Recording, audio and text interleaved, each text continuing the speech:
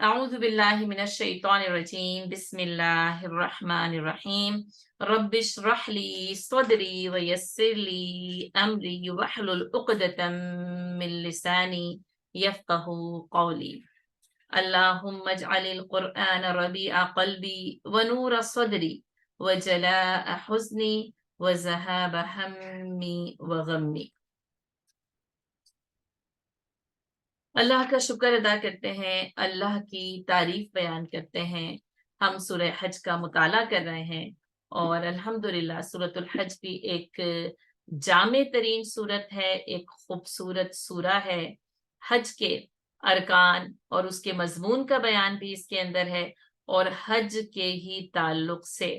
ये पूरे के पूरे दीन इस्लाम की दावत को एक बेहतरीन तरीके से मेरे और आपके सामने बयान करती है। और गोया के यानी हज, उसके अरकान और हज का मक्के में मुसलमानों का अदा किया जाना, ये मक्के में मुसलमानों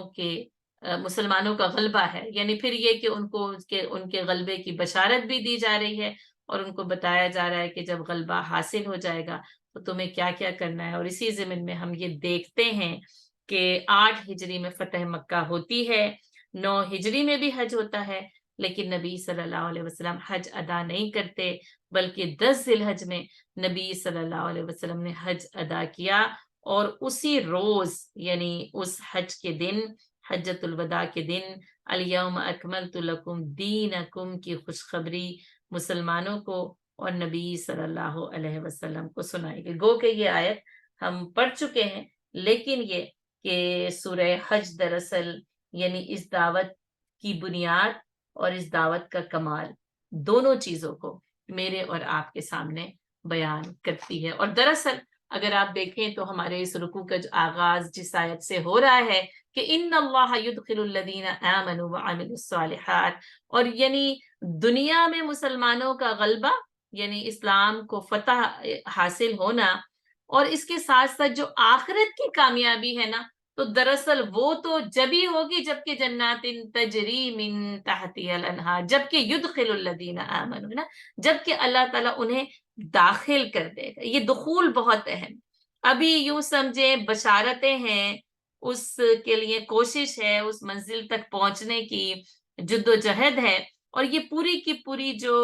यानी तारीख नबी सल्लल्लाहु अलैहि वसल्लम की लाजवाल दास्तान है, ये सब की सब उसी मंजिल तक पहुंचने की कोशिश है। यानी दुनिया में इस्लाम का गलबा और आखिरत में ना युदखिलुल लजीना आमनु व अमिलुस सालिहाति जन्नात, कि अल्लाह ताला अहले ईमान और अमले साले करने वालों को जन्नात में दाखिल कर देगा। तो गोया के यानी बशारत है कि उनको दी जा रही है कि एक तो सबसे पहली बात ये कि तुम्हारा जो दुखूल जन्नत है ये आखिरत में उसके अंदर होगा, और यकीनन अल्लाह करेगा। यानी इन्ना आपको पता ही है कि यानी इसके अंदर ताकीद है, बेशक है, यकीनन है, यकीनन अल्लाह ताला ऐसा करेंगे। और ये अल्लाह का वो वादा है, ये अल्लाह की वो बशारत है, और जाहिर है कि अल्लाह अपने वादे के खिलाफ नहीं करता। तो ईमान और अमल वाले दोनों जरूरी हैं। तायुन है, शर्त है, ये दुखूल बिला शर्त के नहीं होगा, और उसके लिए दो ही चीजें शर्त है, ईमान यानी सबसे पहली, और दूसरी क्या है उसके साथ अमिलुस सालिहात, साले अमाल लाजिम और मलजूम। ईमान और अमले स्वाले का चोली दामन का साथ है। ईमान करने वाला अमले स्वाले से बेनियाज नहीं रह सकता, है ना। सिर्फ ईमान काफी नहीं है, उसके साथ अमले स्वाले लाजिम और मलजूम करार दिए गए हैं। हुकूकुल्लाह और हुकूकुल इबाद में तवाजुन, और उन दोनों को अदा करते हुए ये जो जिंदगी की शाहरा है ना, इस पर यानी जैसे वो जो एक किताब भी है ना, जिंदगी की शाहरा पर कामयाबी का सफर, तो ये जो जिंदगी की शाहरा पर कामयाबी का सफर है ना, इसके यानी ये दो ज़ादे राह लाजिम और मलजूम है, ईमान और अमल सालेह। कोई सवारी हो या ना हो, यानी फिर वही कि अला कुल्ले रिजाल, या पैदल हो या अला कुल्ले दामिर, या ऊंटों पर हो या सवारियों पर हो, या तेज रफ्तार हो, तेज तरीन हो, बेहतरीन हो, जमाने और हालात के मुताबिक हो, वो सारी चीजें यानी दुरुस्त और ठीक। लेकिन दरअसल ना یہ 2 سواریاں، یہ 2 ہتھیار، یہ 2 زادے رہا، ایمان اور عمل صالح۔ یہ زندگی کی شاہراہ پر کامیابی کا جو سفر ہے، اس کی منزل تک پہنچانے کے لیے یہ ایمان اور عمل صالح لازم اور ملزوم ہے۔ اور جو کوئی انسان ان کے ساتھ یہ سفر طے کرے گا نا، اللہ کہتا ہے اللہ انہیں ضرور داخل کرے گا جنات، ان جنات میں، ان باغات میں، تجری من تحتی الانہار، جن کے نیچے نہریں بہتی۔ آپ دیکھیے جیسے یعنی ہمیشہ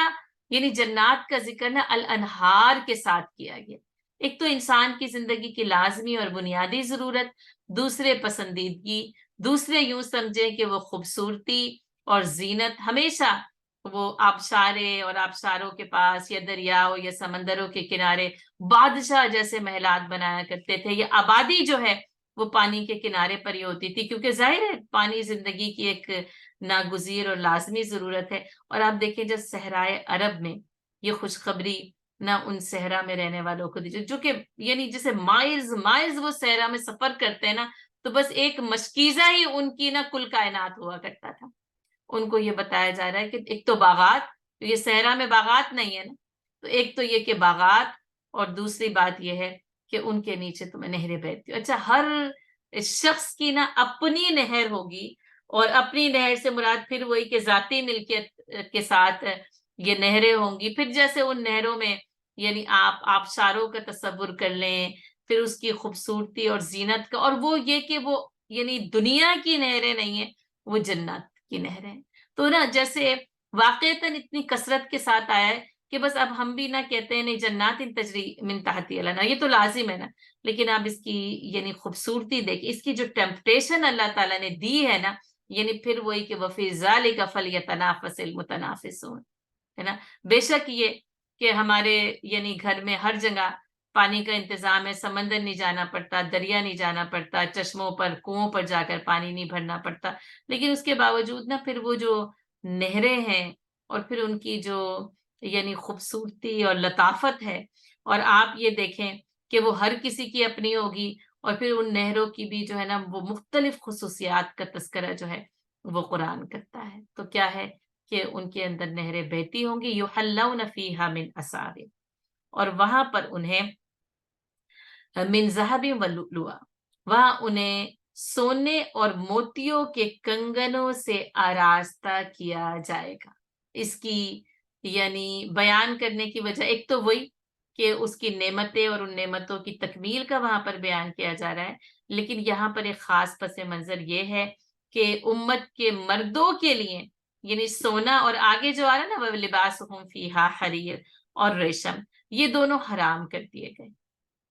نا۔ اب یہ کہ جب وہ دنیا میں حرام کر دیے گئے، لیکن نہ جیسے جنت میں ان کو یہ پہنائے جائیں گے، اور گویا کہ جیسے اس کی بھی ایک طلب تھی، وہ بادشاہ پہنا کرتے تھے، تو جیسے یعنی عام رواج تھا کہ وہ مرد یا بادشاہ پہنا کرتے تھے، وہ کنگن پہنا کرتے تھے، سروں پر جو ہے وہ تاج پہنا کرتے تھے۔ اچھا، ایک بات یہ کہ یہ کنگن اور یہ جو تاج تھے نا، وہ بادشاہوں کے ساتھ جیسے یعنی منسلک تھے نا، وہ بادشاہوں کا اعزاز ہوتا تھا۔ تو یوں سمجھ لیں ایک تو اس کے اندر نا یعنی علماء تفسیر نے لکھا ہے کہ وہاں پر ہر ایک شخص کا اعزاز بادشاہوں کی طرح ہوگا، یعنی ہر شخص جیسے وہ یہ نا ہر شخص کا، اب آپ دیکھ لیں اپنا محل اور اپنے باغات اور اپنی نہریں، ہے نا۔ وہ جو بادشاہ وہ ایک محل بناتا تھا اور اس کے کنارے جو ہے وہ نہر جو یعنی وہ محل بناتا تھا اور نہر اس کے کنارے بہتی ہوتی تھی۔ تو اب یہ کہ یہاں پر ہر ایک شخص نا خود بادشاہ ہوگا، اپنا محل، بلکہ محلات، پھر جیسے باغات، اور پھر جیسے نہریں۔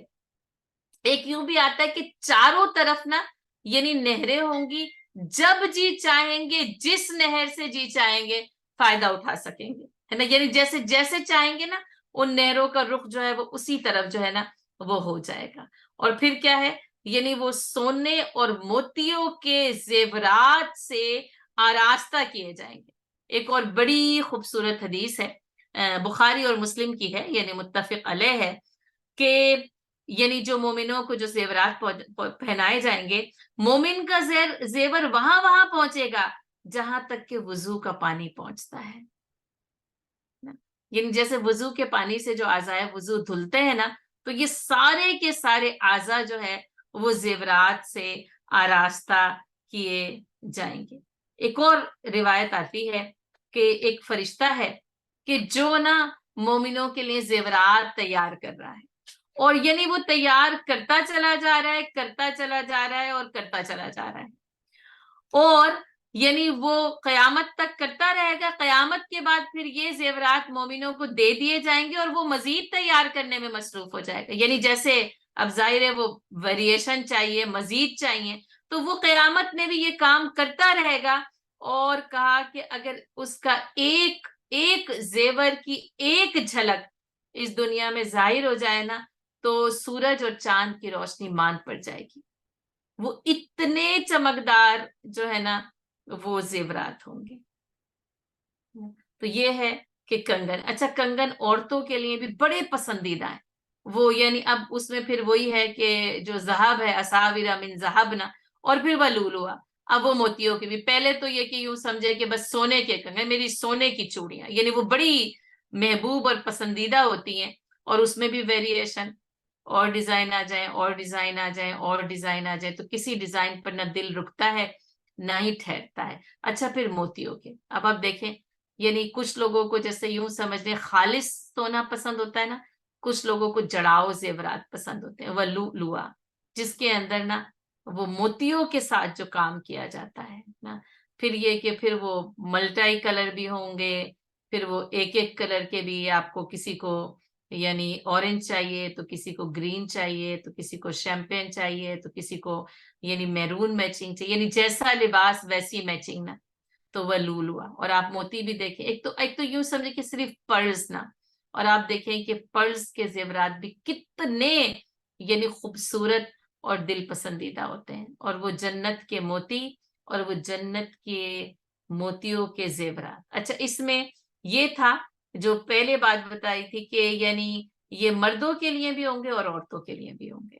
اب آج تو جیسے مردوں کے لیے اسلام نے زیورات کو یعنی بالکل پسند نہیں کیا ہے, اور ظاہر ہے کہ سونے کو تو حرام ہی قرار دے دیا ہے, اور یہ کہ بس ایک جیسے یوں سمجھ لیں وہ انگوٹھی ضرورت کی بنا پر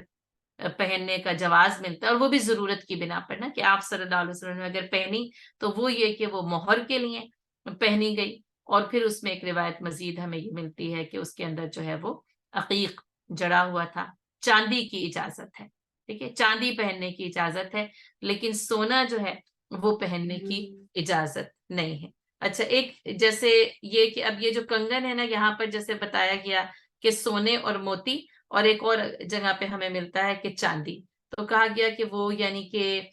چاندی کے بھی ہوں گے, وہ سونے کے بھی ہوں گے, اور موتیوں کے بھی ہوں گے. تو کہا گیا کہ یعنی اہل جنت کے ہاتھوں میں 3 طرح کے کنگن پہنائے جائیں گے. یعنی ایک جیسے جس کو آپ کہتے ہیں گولڈ, سلور اینڈ پرلز, یعنی موتیوں کے,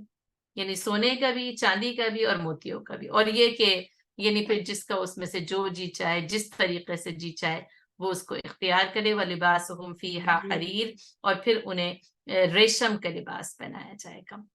اچھا, ایک بات کیا کہ صرف یعنی یہ اہل جنت کا لباس ریشم کا ہوگا. اب آپ دیکھیں ریشم عام طور پر بہت قیمتی ہوتی ہے, بہت عام نہیں ہوتی, اور ظاہر ہے کہ وہ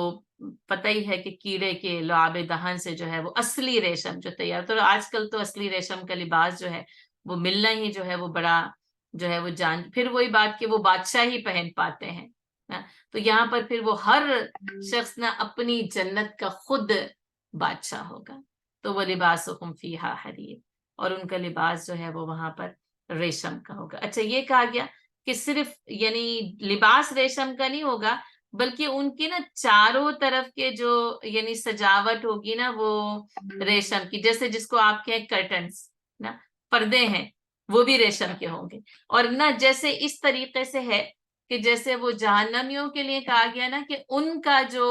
اوڑھنا اور بچھونا وہ سارا کا سارا کیا ہوگا کہ وہ یعنی آگ کا ہوگا نا. اور آپ دیکھیں کہ ہم جو ہے وہ پچھلی ہماری کلاس کے اندر جو ہے وہ ہم نے پڑھا تھا کہ کس طریقے سے جو ہے وہ یعنی جہنمیوں کا عذاب وہاں پر بیان کیا جا رہا تھا, کہ کس طریقے سے جو ہے نا ان کے جو وَلَهُم مِّن مَّقَامٍ جو ہے وہ جو ان کے لوہے کے ہتھوڑے ہوں گے, اور ظاہر ہے کہ وہ یعنی اس آگ میں جب تپائے جائیں گے تو وہ ساری کی ساری چیزیں ہم اس سے پہلے جو ہے وہ پڑھ چکے ہیں کہ کس طریقے سے جو ہے وہ جہنمیوں کو مختلف قسم کے عذاب ہوں گے. تو اس رکوع میں، اس رکوع کے آغاز میں نا ان عذابوں کے برعکس نا وہ یعنی نعمتیں اہل جنت کو بتائی جا رہی ہیں کہ ان کے لیے تو یعنی یہ اور یہ اور یہ عذاب ان کو ملے گا، اور لیکن اس کے ساتھ ساتھ جو ہے وہ اہل ایمان اور جو عمل صالح کرنے والے ہیں نا ان کے لیے کس طریقے کی جو ہے وہ نعمتیں ہیں، اور ان نعمتوں سے ان کو آراستہ کیا جائے گا. جیسے ان کے لیے وہ شدید ترین یعنی آگ تھی نا، اور ان کے لیے کیا کہا گیا تھا، فَالَّذِينَ كَفَرُوا قُطِّعَتْ لَهُمْ ثِيَابٌ مِّن نَّارٍ، کہ ان کے لیے وہ یعنی ان کے جو کپڑے ہوں گے وہ آگ کے ٹکڑوں سے کاٹے جا رہے ہوں گے، ہے نا. جیسے کہ وہ آگ، پھر اس میں ہر چیز جو ہے وہ پگھلتی چلی جا رہی ہے، اور اس آگ سے، اس عذاب سے نکلنا چاہیں گے تو ان کو نکلنے نہیں دیا جائے گا. تو یہاں پر آپ دیکھیں جیسے ان کے لیے کہا گیا تھا نا ثیاب من نار، کہ ان کا جو لباس ہے وہ آگ کا ہوگا. تو یہاں پر کیا کہ وَلِبَاسُهُمْ فِيهَا حَرِيرٌ، تو بتایا گیا کہ ان کے لیے نا یعنی نرم اور ٹھنڈا جو ریشم ہے. اچھا یہ بھی یاد رکھیں کہ یعنی دنیا کا جو ریشم ہے جیسے ظاہر ہے وہ کیڑوں سے بنایا جاتا ہے، کیڑوں کا لعابدان ہوتا ہے، کا بس نام سے نسبت ہے. دنیا کا سب سے یعنی بہترین جو لباس کا مٹیریل ہے وہ ریشم ہے، تو کہا کہ صرف نام سے نسبت ہے، ورنہ اس کی جو عمدگی اور بہتری ہے نا یعنی وہ اس سے اس ریشم کے ساتھ کوئی مناسبت نہیں ہے، صرف نام کی مناسبت ہے. ایک اور جو ہے وہ یعنی روایت سے ہمیں یہ پتہ چلتا ہے کہ یہ جو ریشم ہوگا نا یہ یعنی کیڑوں سے نہیں بلکہ درخت سے نکلے گا. ایک روایت یہ کہ جنت کے پھلوں سے نکلے گا، ایک روایت یہ کہ جنت میں درخت ہوں گے جن سے ریشم پیدا ہوگا، اور اہل جنت کا لباس اسی یعنی ریشم سے تیار کیا جائے گا. جیسے یعنی درختوں سے لباس نکلیں گے. اب یہ کہ ریشم اب کسی اور کو کوئی اور یعنی اسٹف پسند ہو تو وہی اس کا درخت ہوگا جس سے وہ اس کا لباس نکلے گا. یعنی جیسے چاہے گا نا بس وہ جیسے یوں سمجھے ہر انسان کا نا اپنا خود پرسنل بوتیک بھی وہی ہوگا، وہ جیسے چاہے گا نا اس کو لباس. اب آپ کو وہ ڈیزائنرز کی اور ان کی قیمت کی اور اپنی پسند اور ناپسند کی پرواہ کرنے کی کوئی فکر نہیں رہے گی، جیسا جی چاہے ویسا لباس نہ اس درخت سے نکل کر تیار. اور خاص طور پر توفتاً ریشم دے دیا گیا، یعنی دنیا میں پہن نہیں پائے، حاصل نہیں کر سکے، قیمتی بہت تھا، پہنچ نہیں تھی، تو وہاں پر وَلِبَاسُهُمْ فِيهَا حَرِيرٌ. اور مردوں کے لیے خاص طور پر کیا کہ دنیا میں سونا اور ریشم حرام قرار دیا گیا، لیکن آخرت میں ان کو عطا کی. بالکل ایسے ہی جیسے شراب سب کے لیے حرام کی گئی، مرد اور عورت سب اہل اسلام کے لیے، لیکن جنت میں ان کو شراب دی جائے گی نا. تو جنت میں پھر وہ جو ہے کیونکہ ظاہر ہے وہ اس طریقے سے بنے گی نہیں جس طریقے سے حرام شراب بنتی ہے، تو وہاں پر بھی یعنی ان کو جو ہے وہ شراب پلائی جائے گی. اور آپ صلی اللہ علیہ وسلم فرمایا جو شخص یعنی مردوں کی بات ہے دنیا میں ریشم پہنے گا وہ آخرت میں نہ پہنے گا، اور جو دنیا میں شراب پیے گا وہ آخرت کی شراب سے محروم رہے گا، اور جو دنیا میں سونے چاندی کے برتنوں میں کھائے پیے گا وہ آخرت میں سونے چاندی کے برتنوں میں کھائے گا پیے گا نہیں. اچھا یاد یہ بھی ایک بات ہم پہلے بھی کر چکے ہیں کہ سونے چاندی کے برتنوں میں کھانے پینے سے منع کیا گیا. اچھا یہ وہی ہے جو کہ ہم نے سیرہ میں پڑھا نا تکبر، تو اسی لیے نا یعنی وہ تکبر کی ان چیزوں سے منع کرنے کے لیے، روکنے کے لیے پھر جو ہے نا وہ یعنی بہت قیمتی برتنوں میں کھانے پینے سے منع کیا. اور پھر ظاہر ہے سب سے قیمتی پھر وہی، اور سونا اس وقت دیکھیں اس کی قیمت کہاں آسمانوں کو جا کر پہنچ رہی. اور باقی یہ سارے جو جواہرات ہیں، ہیرے ہیں، موتی ہیں، کس قدر اس وقت قیمتی. اب ان یعنی اتنی قیمت کا انسان وہ پلیٹ تیار کر کے جو ہے وہ اس میں کھائے تو وہ بالکل پسندیدہ نہیں. یعنی پھر صرف پسندیدہ نہیں بلکہ سونے اور چاندی کے برتنوں میں کھانا پینا حرام قرار دیا گیا ہے. اس لیے کہا گیا وہ آخرت میں سونے چاندی کے برتنوں میں نہ کھائے گا. اور پھر رسول اللہ صلی اللہ علیہ وسلم نے فرمایا کہ یہ تینوں چیزیں یعنی ریشم، شراب اور سونا، یہ تینوں کی تینوں چیزیں نا اہل جنت کے لیے مخصوص کی گئی ہیں. یعنی پھر جیسے مردوں کے لیے کیونکہ دنیا میں حرام ہے تو پھر جنت میں جا کر جو ہے نا وہ ملے گی. ایک اور یعنی روایت میں یہ بھی آتا ہے، اور وہ روایت مجھے اتنی یعنی سخت لگتی ہے، اور جیسے کہ اس کو نقل کیا گیا ہے حضرت ابو سعید خدری رضی اللہ تعالیٰ عنہ کی روایت ہے، رسول اللہ صلی اللہ علیہ وسلم نے فرمایا جس شخص نے دنیا میں ریشم پہنا وہ آخرت میں نہ پہنے گا، اگرچہ وہ جنت میں بھی داخل ہو جائے، دوسرے اہل جنت ریشم پہنیں گے لیکن یہ نہیں پہن سکے گا۔ اب آپ دیکھیں یعنی جنت میں جا کر جنت کی نعمت سے محرومی ہوگی۔ اور اسی طرح ایک اور روایت حضرت عبداللہ بن عمر رضی اللہ تعالیٰ عنہ کی آتی ہے کہ رسول اللہ صلی اللہ علیہ وسلم نے فرمایا جس شخص نے دنیا میں شراب پی اور پھر اس سے توبہ نہیں کی، یعنی یہ کہ انسان سے گناہ ہو جائے پھر توبہ، ایک تو عادی پتہ ہی ہے اس کی معافی رمضان کے مہینے میں نہیں ہوتی، اور دوسرا یہ کہ اس نے پی پھر اس نے توبہ نہیں کی، وہ آخرت میں جنت کی شراب سے محروم رہے گا۔ یعنی یہ کہ پھر یہ نعمتیں اگر وہ جنت میں پہنچ بھی جائے تو ان نعمتوں سے محروم جنت میں، یعنی اسی لیے کہا کہ یعنی اب وہ جنت میں بھی داخل ہو جائے اور پھر وہ کسی چیز سے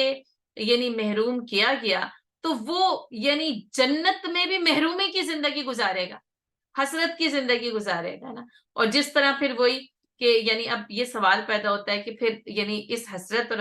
افسوس کے ساتھ محرومی، کہا کہ ہاں، کیونکہ دنیا میں جب وہ اس طریقے سے کر لیا عمل کہ جس کی توبہ بھی نہیں کی، جس سے باز بھی نہیں آیا، تو پھر اس کو جو ہے نا وہ وہاں پر بھی جو ہے نا وہ محرومی اور حسرت رہے گی۔ اور لیکن اس کے ساتھ ساتھ ایک بات یہ بھی ہے کہ اللہ تعالیٰ پھر وہ اہل جنت کے دلوں سے وہ جو پھر وہ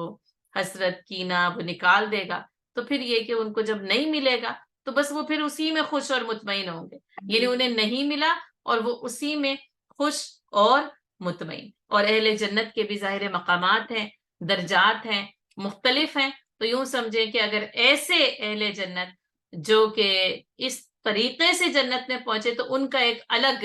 یعنی درجہ اور مرتبہ ہوگا کہ وہ ان چیزوں کی محرومی کے ساتھ جو ہے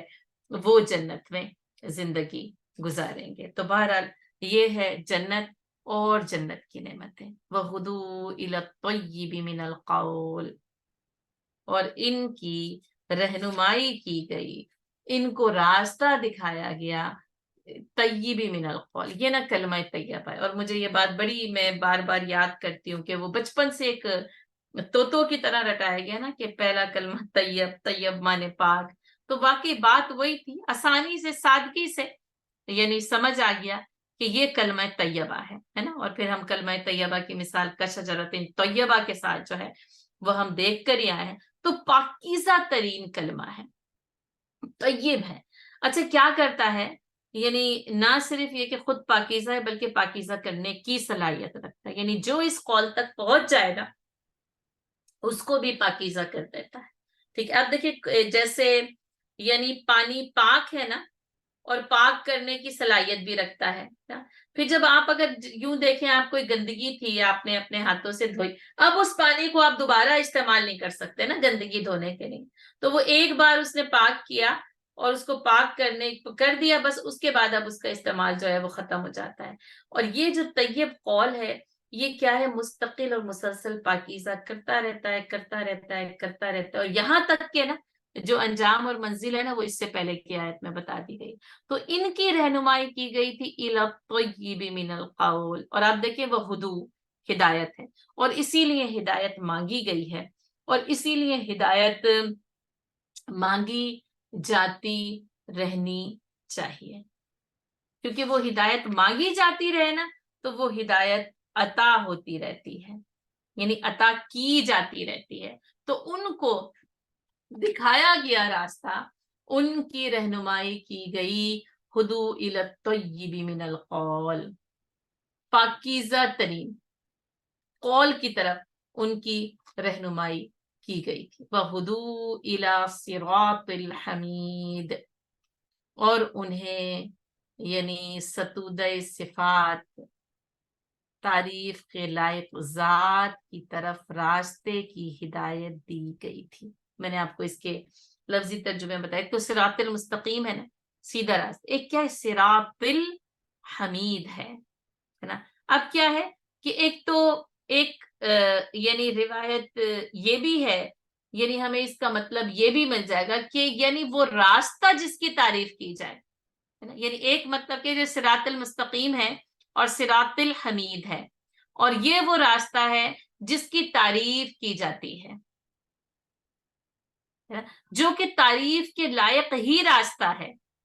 یعنی اس طیب من القول، اس پاکیزہ قول کی طرف چلنے والے، اس تعریف والے راستے کی طرف چلتے ہیں۔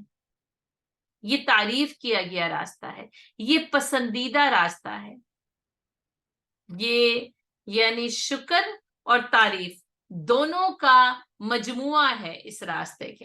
اور ایک روایت جو کہ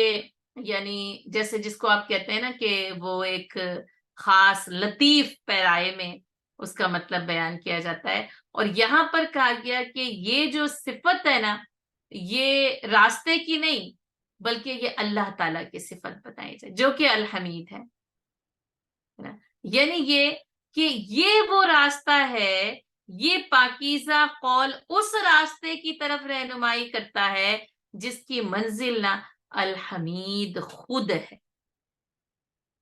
کیونکہ اس راستے پہ چلنے کا مقصد کیا ہے؟ یعنی یہ صراط مستقیم بھی ہے تو اس پر چلنے کا مقصد کیا ہے؟ کہ اس کی منزل اللہ کی رضا حاصل ہو۔ تو کہا کہ ان کو اس ستودہ صفات اللہ تعالی کی راہ کی طرف ہدایت دے دی جاتی ہے۔ تو یہ وہ راستہ ہے جس کی منزل اللہ کی ذات خود ہے، اور اس کی صفت حمید بیان کی جو کہ تعریف کے لائق نا، جو کہ یعنی صاحب تعریف ہے، الحمدللہ رب العالمین، تمام کی تمام تعریف صرف اور صرف اسی کے لیے ہے، اور جو اپنی تعریف کے لیے کسی اور کا محتاج نہیں کہ کوئی اور اس کی تعریف کرے گا تو اس کی تعریف ہے یا کی جائے گی، بلکہ وہ خود اپنی ذات میں آپ محمود ہے، کوئی اس کی تعریف کرے یا نہ کرے، اس کی ذات کو اس سے کوئی فرق نہیں پڑتا ہے۔ تو یہ جو دخول جنت ہے نا، اب دیکھیں اس سے پہلے ہدایت لازم اور ملزوم ہے نا، اور ہدایت کے پھر جیسے وہاں پہ کہا گیا نا آمنوا وعملوا الصالحات ہے نا، یعنی دو زادرہ، اور آپ دیکھیں کہ ہدایت کے لیے یہاں پر یعنی دو باتیں بتائی گئی، ایک کیا ہے الی الطیب من القول، اور اس پاکیزہ قول ابتدا ہے، اور انتہا کیا ہے پھر وہی وہدوا الی صراط الحمید، یعنی اس راستے کا آغاز اور اس کی انتہا بتائی گئی۔ اچھا آغاز بھی کیا ہے؟ لا الہ الا اللہ ہے نا، اور انتہا بھی کیا ہے؟ یعنی جس ذات کا اقرار کیا جا رہا ہے اور باقی تمام معبودوں کی نفی کی جا رہی ہے، بس اسی کی ذات کی رضا مقصود ہے، اور یہی ذات ہماری منزل ہے۔ وَهُدُوا إِلَى الطَّيِّبِ مِنَ الْقَوْلِ وَهُدُوا إِلَى صِرَاطِ الْحَمِيدِ إِنَّ الَّذِينَ كَفَرُوا، اب یہ کہ وہ ان اللہ يدخل الذین آمنوا تھا، پھر وہی اس کے برعکس وہ لوگ، یقیناً وہ لوگ جنہوں نے کفر کیا، وَيَصُدُّونَ عَن سَبِيلِ اللَّهِ، انہوں نے لوگوں کو اللہ کی راہ سے روکا، والمسجد الحرام، اور مسجد حرام کی راہ سے روکا۔ اب خاص طور پر یعنی ایک عام طور پر اللہ کی راہ سے مراد میں پھر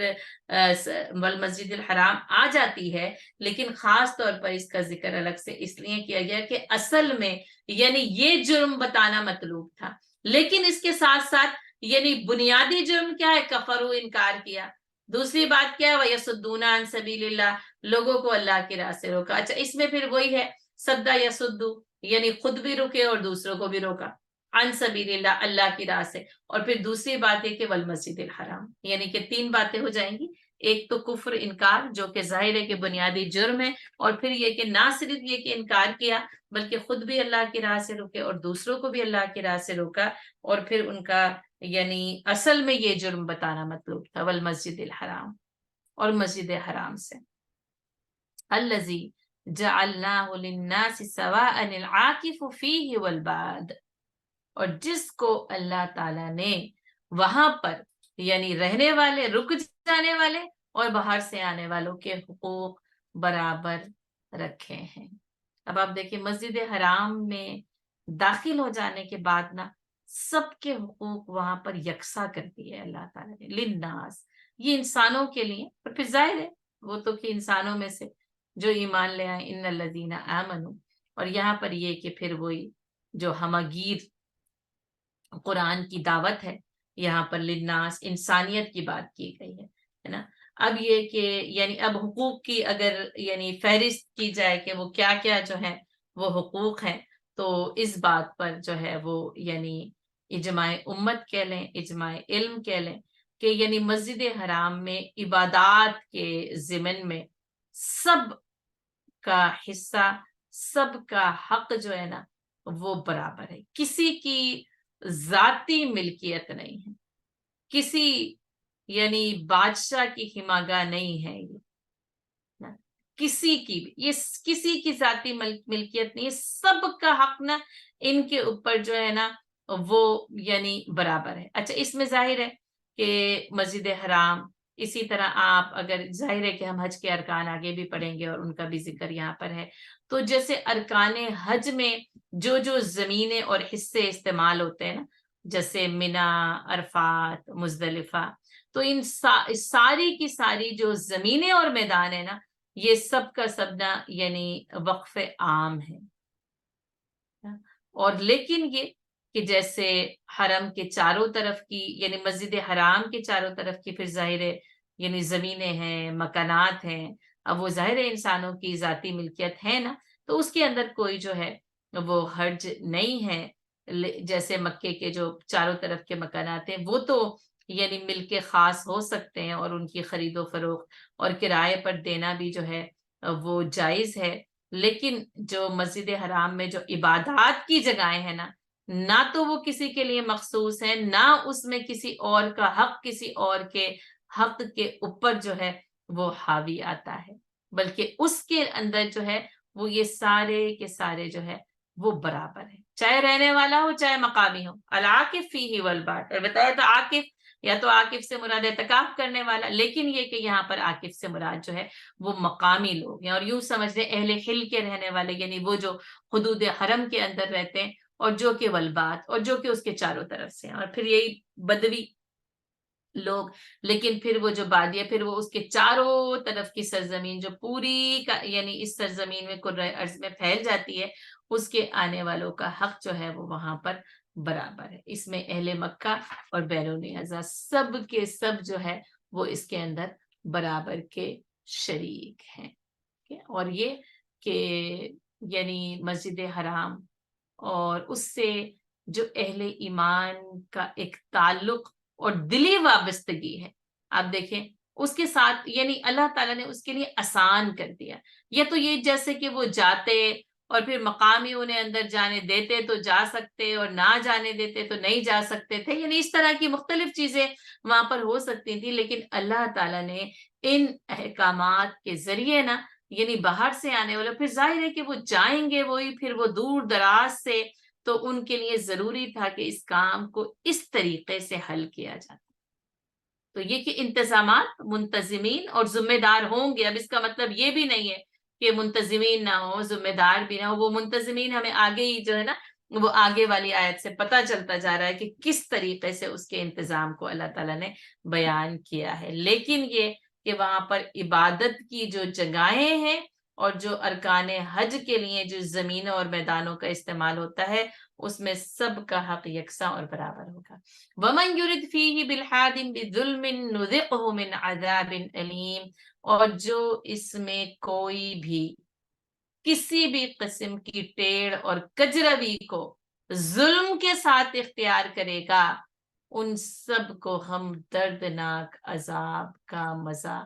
چکھائیں گے. اب یہ جو الحاد ہے، یہ یعنی آپ کو پتہ ہی ہے کہ حرام کی تعریف یہی آپ کو بتائی گئی کہ نا جس میں اس کے ارتکاب پر قرآن نے اور سنت نے کوئی سزا سنا دی ہے.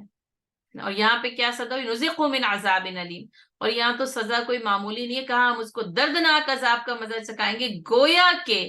اس کو جہنم کے عذاب میں ڈالے جانے کی وعید سنائی جا رہی. اور جو کوئی اس میں یعنی الحاد کرے اور ظلم کے ساتھ کرے. اور آپ دیکھیں یہ جو یعنی الحاد ہے یہ ظلم کے ساتھ ہی ہو سکتا ہے، یعنی یہ ٹیڑھ جو ہے وہ بغیر ظلم کے، تو یا تو اس کے اندر یہ ہے کہ جیسے انسان یعنی نادانستہ طور پر اس سے کوئی گناہ سرزد ہو جاتا ہے نا، لیکن یہاں پہ یہ کہ ٹیڑھ اور کجروی اور وہ بھی ظلم کے ساتھ وہاں پر اختیار کیا جانا. الحاد کے لفظی معنی ہم نے پڑھ لیے، لام ہا دال نا. ٹیڑھ کو کجروی کو کہتے ہیں، اسی سے لحد جو ہے وہ بغلی قبر کو کہا جاتا ہے. اور الحاد کے یعنی لغوی معنی کیا ہے؟ سیدھے راستے سے ہٹ جانا. تو اسی سے کچھ یعنی ظاہر اہل زبان اور مفسرین نے یعنی الحاد سے مراد کفر اور شرک لیا ہے، اور لیکن اس کے ساتھ ساتھ اس کے معنوں میں وسعت ہے، اور یعنی اس کا مطلب کہ اللہ اور رسول کی نافرمانی میں کیا گیا ہر عمل الحاد ہے، ٹیڑھ ہے اور کجروی ہے. اور یہاں تک کہ یوں سمجھے کہ اب یہ جو ہے نا وہ حرم میں الحاد کی بات ہو رہی ہے. ایک تو عام طور پر ظلم، کجروی اور ٹیڑھ جس کو منع کیا گیا، لیکن خاص طور پر یہاں پر جس کانٹیکسٹ کے ساتھ بات ہو رہی ہے وہ ہو رہا ہے کہ حرم میں الحاد کرنا، حرم میں ٹیڑھ اختیار کرنا. تو اس میں یعنی یہ کہا گیا کہ حرم میں یعنی ممنوع شریعت میں سے کسی بھی چیز کا ارتکاب کرنا، ایک عام سرزمین اور جگہ پر ہو وہ بھی گناہ ہے، لیکن اگر وہ حرم میں یعنی کہ مسجد حرام میں کیا جائے تو اس کا یعنی اس گناہ کا عذاب بھی بہت زیادہ بڑھ جاتا ہے. اچھا، اس میں کیونکہ یعنی مسجد حرام میں نیکی کی جائے، ایک رکعت پڑھی جائے تو 1,00,000 رکعت کا ثواب مل جاتا ہے، تو اللہ تعالیٰ نے وہاں پر بھی اس کے ثواب کو جتنا بڑھا دیا. تو یوں سمجھیں کہ یہاں پر پھر ان گناہوں کا جو ارتکاب ہے وہ عام جگہوں پر گناہ کرنے سے زیادہ بڑا جرم ہے، اور اس کی سزا بھی عام جگہوں پر کیے گئے گناہ سے زیادہ سنگین ہے. بڑی ہی یعنی سخت بات ہے، لیکن لکھی گئی ہے، اہل علم نے لکھی ہے، اس لیے یعنی اس کو یہاں پر بیان کیا جاتا کہ اندازہ ہو کہ یہ کتنا شدید ہے. حضرت عبداللہ بن مسعود رضی اللہ تعالیٰ عنہ سے اس کی ایک تفسیر یہ بھی نقل کی گئی ہے کہ حرم کے علاوہ دوسری جگہوں میں محض گناہ کا ارادہ کرنے سے گناہ نہیں لکھا جاتا جب تک کہ عمل نہ کرے. اب یہ بات تو ہم جانتے ہیں، پڑھ چکے ہیں کہ گناہ کا ارادہ کیا جب گناہ نہیں لکھا جاتا، کہا جاتا ہے فرشتے کو ٹھہرے رہو جب تک کہ وہ گناہ نہ کر لے، اور جب وہ گناہ کا ارتکاب کر لیتا ہے جب وہ ایک گناہ لکھا جاتا ہے نا. اور نیکیوں کے صرف ارادے پر ایک نیکی اور کر لینے پر 10 نیکیاں جو ہے وہ لکھی جاتی. یہ تو اللہ کی وہ رحمت ہے جو اللہ تعالیٰ نے جو ہے وہ اہل ایمان کو عطا کی. لیکن کہا حضرت عبداللہ بن مسعود رضی اللہ تعالیٰ عنہ میں نے کہ حرم میں ارادہ کر لینے پر بھی گناہ لکھ دیا جاتا ہے. اور اسی طرح کی تفسیر حضرت عبداللہ بن عمر رضی اللہ تعالیٰ عنہ سے بھی منقول ہے کہ حرم میں ارادہ کرنے پر بھی گناہ لکھ لیا جاتا ہے. حضرت عبداللہ بن عمر رضی اللہ تعالیٰ عنہ جب یعنی مکے حج کے لیے جاتے تو اپنے لیے 2 ٹینٹ لگواتے تھے، ایک حرم کے اندر اور ایک حرم کے باہر، سمجھے. اور کہتے ہیں کہ اپنے اہل و عیال یا دوسرے لوگوں کے جو بھی معاملات اس وقت ہوتے تھے نا، کیونکہ ظاہر ہے وہ عرصہ دراز کے لیے وہاں پر جایا کرتے تھے، تو وہ حرم سے باہر والے ٹینٹ میں حل کرتے تھے. اگر غلاموں کو کچھ کہنا یا سرزش کرنا یا کوئی کام تقسیم کرنا، اور یعنی اس کی وجہ یہ تھی جب لوگوں نے دریافت کی تو کہا گیا کہ یعنی بات کیا ہے کہ اگر یعنی انسان اگر حرم یعنی مسجد حرام کے اندر وہ جو کچھ بھی وہ کچھ یعنی کہتا ہے، ارادہ کرتا ہے، اس کے اوپر اس سے جو ہے وہ سوال اور جواب کیا جائے گا. بلکہ انہوں نے کہا کہ ہم سے یہ بھی بیان کیا گیا کہ انسان جو عام معاملات میں یا اپنی ناراضگی وغیرہ کے مواقع پر نا، اور آپ کو پتہ ہے کہ اہل عرب کا ایک جیسے وہ ایک تکیہ کلام ہے کہ واللہ تاللہ، تو وہ جیسے بات بات پر اس طرح کی بات کرتے، کہا کہ ایسے الفاظ بھی واللہ یا بلا واللہ یا کلا وہ کہتا ہے، یہ بھی الحاد فی الحرم میں داخل ہے. اب دیکھیں کتنی شدید بات ہے نا. اور میں کہتی ہوں کہ زائرین عمرہ اور حج پر جانے والوں کو یہ بات ضرور پتہ ہونی چاہیے کہ کس جگہ پر جا رہے ہیں، اس کا تقدس، اس کی عظمت اور اس کا احترام دنیا کے ہر مقام سے زیادہ بلند، اعلیٰ اور اشرف ہے، اور اس میں پھر وہاں جا کر کسی قسم کے گناہ میں مبتلا ہو جانا یا پھر وہ الحاد میں شامل ہو جاتا ہے، پھر وہ ٹیڑھ میں شامل ہو جاتا ہے نا۔ اور یہ کہ جیسے کہ ہمیں پتہ چلتا ہے کہ صحابی نے مکے کے مقیم، لیکن انہوں نے مکے سے باہر طائف میں جا کر نا سکونت اختیار کی، انہوں نے کہا کہ نہیں، میں مکہ میں قیام نہیں کروں گا۔ پھر وہی تقویٰ ہوتا ہے نا، تقویٰ من قلوب جو آ رہا ہے نا، دلوں کا تقویٰ نا۔ تو اس لیے پھر یہ بھی جیسے دیکھیں اور سوچیں کہ جانے کو بہت دل چاہتا ہے، انسان ہر وقت جانے کے لیے تیار رہتا ہے، مجھے لگتا ہے پر باندھے ہوئے ہوتے ہیں ہم لوگوں نے، اور دل چاہتا ہے کہ، اور واقعی اڑ کر ہی پہنچتے ہیں، خیر ہم لوگ کہ بس اڑ اڑ کر وہاں پہنچا جائے، لیکن وہاں پہنچ کر جو کچھ کرنا ہے نا، اس سے بے نیازی ہوتی ہے، وہ نہیں سمجھ کہ وہاں جا کر جو ہے نا وہ کرنا ہے نا۔ اور یہ کہ حرم میں کسی بھی قسم کا برا کام کرنا، یا پھر یہ بھی مطلب بیان کیا گیا کہ اللہ کے حرام کیے ہوئے کسی کام کو وہاں پر حلال کر لینا، کسی قسم کا ظلم، زیادتی اور گناہ کا وہاں پر کام کرنا، وہ پھر مسجد حرام میں الحاد کہلاتا ہے۔ اور جیسا کہ میں نے آپ کو حضرت عبداللہ بن عمر کی بات بتائی کہ وہاں پر قسمیں کھانا، حضرت مجاہد رحمۃ اللہ علیہ بھی کہتے ہیں کہ وہاں پر بات بات پر قسم کھانا بھی نا الحاد میں داخل ہے۔ سعید بن جبیر رضی اللہ تعالیٰ عنہ کہتے ہیں کہ اپنے خادم کو یہاں گالی دینا بھی الحاد میں داخل ہے نا۔ اور حضرت عبداللہ بن عباس رضی اللہ تعالیٰ عنہ نے کہا، اور جیسے کہ مختلف روایت سے پتہ چلتا ہے کہ وہاں پر ایک نا جیسے غلط طریقے سے تجارت کرنا کا، وہاں پر اناج کو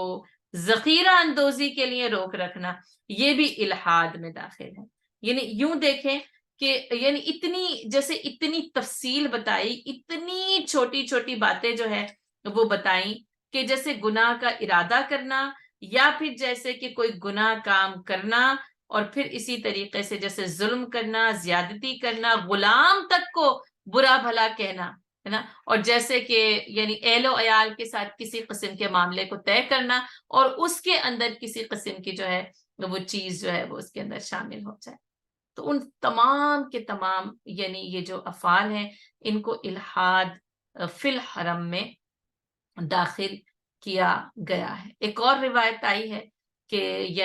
جیسے کہ صحابہ کرام نے اعلان کیا کرتے تھے کہ مسجد حرام میں الحاد سے بچا جائے۔ ایک اور روایت آتی ہے، بڑی سخت ہے،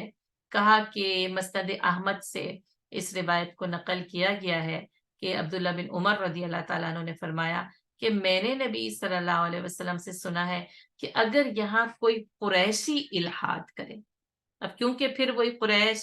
اور نبی صلی اللہ علیہ وسلم کا تعلق اور وہ ساری چیزوں کو آپ یاد کر لیں، تو کہا کہ یہاں ایک قریشی الحاد کرے گا تو اس کے گناہ اگر تمام جنوں انس کے گناہوں سے تولے جائیں تو بھی وہ گناہ بڑھ جائے گا، تو خیال رکھو کہ تم وہ نہ بن جانا۔ تو قریشیوں کے لیے پھر اور خاص طور پر، اور آپ دیکھ لیں کہ پھر انہوں نے نبی صلی اللہ علیہ وسلم اور اہل ایمان کے ساتھ تو کیا کیا، اور ظاہر ہے کہ ایمان کی حالت میں نہیں کیا، لیکن یہاں پر پھر وہی سوال پیدا ہوتا ہے کہ ایمان کی حالت میں اگر مسجد حرام میں جا کر جو ہے نا وہ کوئی غلط قسم کا کام جو ہے وہ کیا جائے، تو اللہ تعالیٰ کہتے ہیں نُذِقْهُ من عذاب علیم، تو ہم انہیں دردناک عذاب کا مزہ چکھا دیں گے۔ تو اللہ تعالیٰ ہم سب کو جو ہے وہ محفوظ رکھے، وہاں رہنے والے ظاہر ہے اب مقیم اہل ایمان ہی ہیں، اللہ تعالیٰ ان لوگ، کیونکہ وہاں پر بھی ایسے ظلم اور زیادتی کے کچھ مناظر دیکھنے میں آتے ہیں، اور باوجود اس کے کہ احتیاط کی جاتی ہے، لیکن اللہ تعالیٰ ہمیں مکمل طور پر نا اس سرزمین کے حقوق ادا کرنے والا بنا۔ جب ہم جائیں، اب دیکھیں یہاں پر دونوں کو برابر قرار دیا ہے نا، تو ایک تو بات یہ کہ یعنی وہاں پر عبادت کا حق برابر. وہاں نا جگہوں کے لیے لڑائیاں ہو رہی ہوتی ہیں, یعنی نماز کے لیے جگہ پر لڑائی ہو رہی ہوتی ہے. تو ہمیں نا یہ سوچنا چاہیے کہ یعنی تھوڑا سا سمٹ جانا, تھوڑا سا کسی کو اگر اپنی جگہ بھی دے دینا. اور آپ دیکھیں وہ اللہ کی زمین بھی وسیع ہے, اور اس زمین میں تو اللہ نے ایسی وسعت رکھی ہے نا کہ وہ ایسے کتنے لاکھوں لاکھوں لاکھوں لوگ وہاں جاتے ہیں, لیکن سب کو اللہ تعالیٰ وہ سجدے کے لیے زمین فراہم کر ہی دیتا ہے. تو جسے جانے والوں کو بھی اپنے آپ کو نا ذرا روک کر رکھنا, سوچ کر اور سمجھ کر جانا. اچھا وہاں پر جذبات بھی عروج میں ہوتے ہیں, کچھ یعنی موسم بھی کچھ مختلف ہوتا ہے, پھر وہ شیطان کے وار وہاں مختلف طریقوں سے ہوتے ہیں. تو کیا ہوتا ہے کہ باوجود سب جاننے بوجھنے کے بھی نا کوئی ایک کمزور لمحے کی گرفت میں انسان آ جاتا ہے. تو پھر یاد رہے کہ وَمَن يُرِدْ فِيهِ بِالْحَادٍ بِظُلْمٍ نُذِقْهُ مِنْ عَذَابٍ أَلِيمٍ. اور دیکھیں یہ اللہ کا رحم ہے, اللہ نے کہا بالظلم, یعنی ظلم اور زیادتی کے ارادے کے ساتھ کرے. تو وہ یہ کہ انسان کی کمزوری کے پیش نظر جو کچھ وہ یعنی کمزور پڑ جاتا ہے, تو یہاں پر ہمیں یہ پتہ چلتا ہے کہ پھر اس کے لیے تو معافی ہے, لیکن خاص طور پھر آپ دیکھیں کہ باقاعدہ طور پر کہا کہ بظلم نذقہ من عذاب علیم. اور دوسرا مطلب اس کا یہ کہ وہاں پہ جو کچھ بھی غلط کیا جائے گا ہوگا وہ ظلم ہی, کیونکہ وہ اس کا حق نہیں ہے. مسجد حرام کو پھر وہی کہ آگے ہم پڑھ رہے ہیں کہ کیا کیا اللہ تعالیٰ نے جو ہے وہ اس کو عظمت اور احترام اور اس کو کرنے والے جو ہے وہ کیا کیا کام جو ہے وہ اللہ تعالیٰ نے وہاں پر بتائے ہیں. وَإِذْ بَوَّأْنَا لِإِبْرَاهِيمَ. اور آپ دیکھیں ویسے تو نا یعنی اس کا آغاز ہوتا ہے حضرت آدم علیہ السلام سے ہوتا ہے, لیکن قرآن کا انداز دیکھیں تو اس کا آغاز نہ ابراہیم علیہ السلام سے کیا گیا ہے. یعنی پھر حضرت آدم علیہ السلام سے ابراہیم علیہ السلام کی تعریف کو یہاں پر چھوڑا جاتا ہے, حذف کیا جاتا ہے, اور ابراہیم علیہ السلام سے جو ہے وہ شروع کیا جاتا ہے. اور جبکہ ہم نے آباد کیا ابراہیم علیہ السلام کو, اور آپ دیکھیں کہ اس سے پہلے یعنی پھر میں کری وہ تاریخ وہاں چھوڑ دی گئی ہے اور اس سے شروع کیا گیا. تو اس وقت وہاں پر کوئی آبادی نہیں تھی, بوانا کسی کا کوئی ٹھکانہ نہیں تھا. اس لیے نا یعنی وہ اللہ تعالیٰ کی وہ جو حکمت ہے نا اتنی خاص ہے, اور یوں آپ سمجھے تو اتنی مکمل اور بے داغ حکمت ہے نا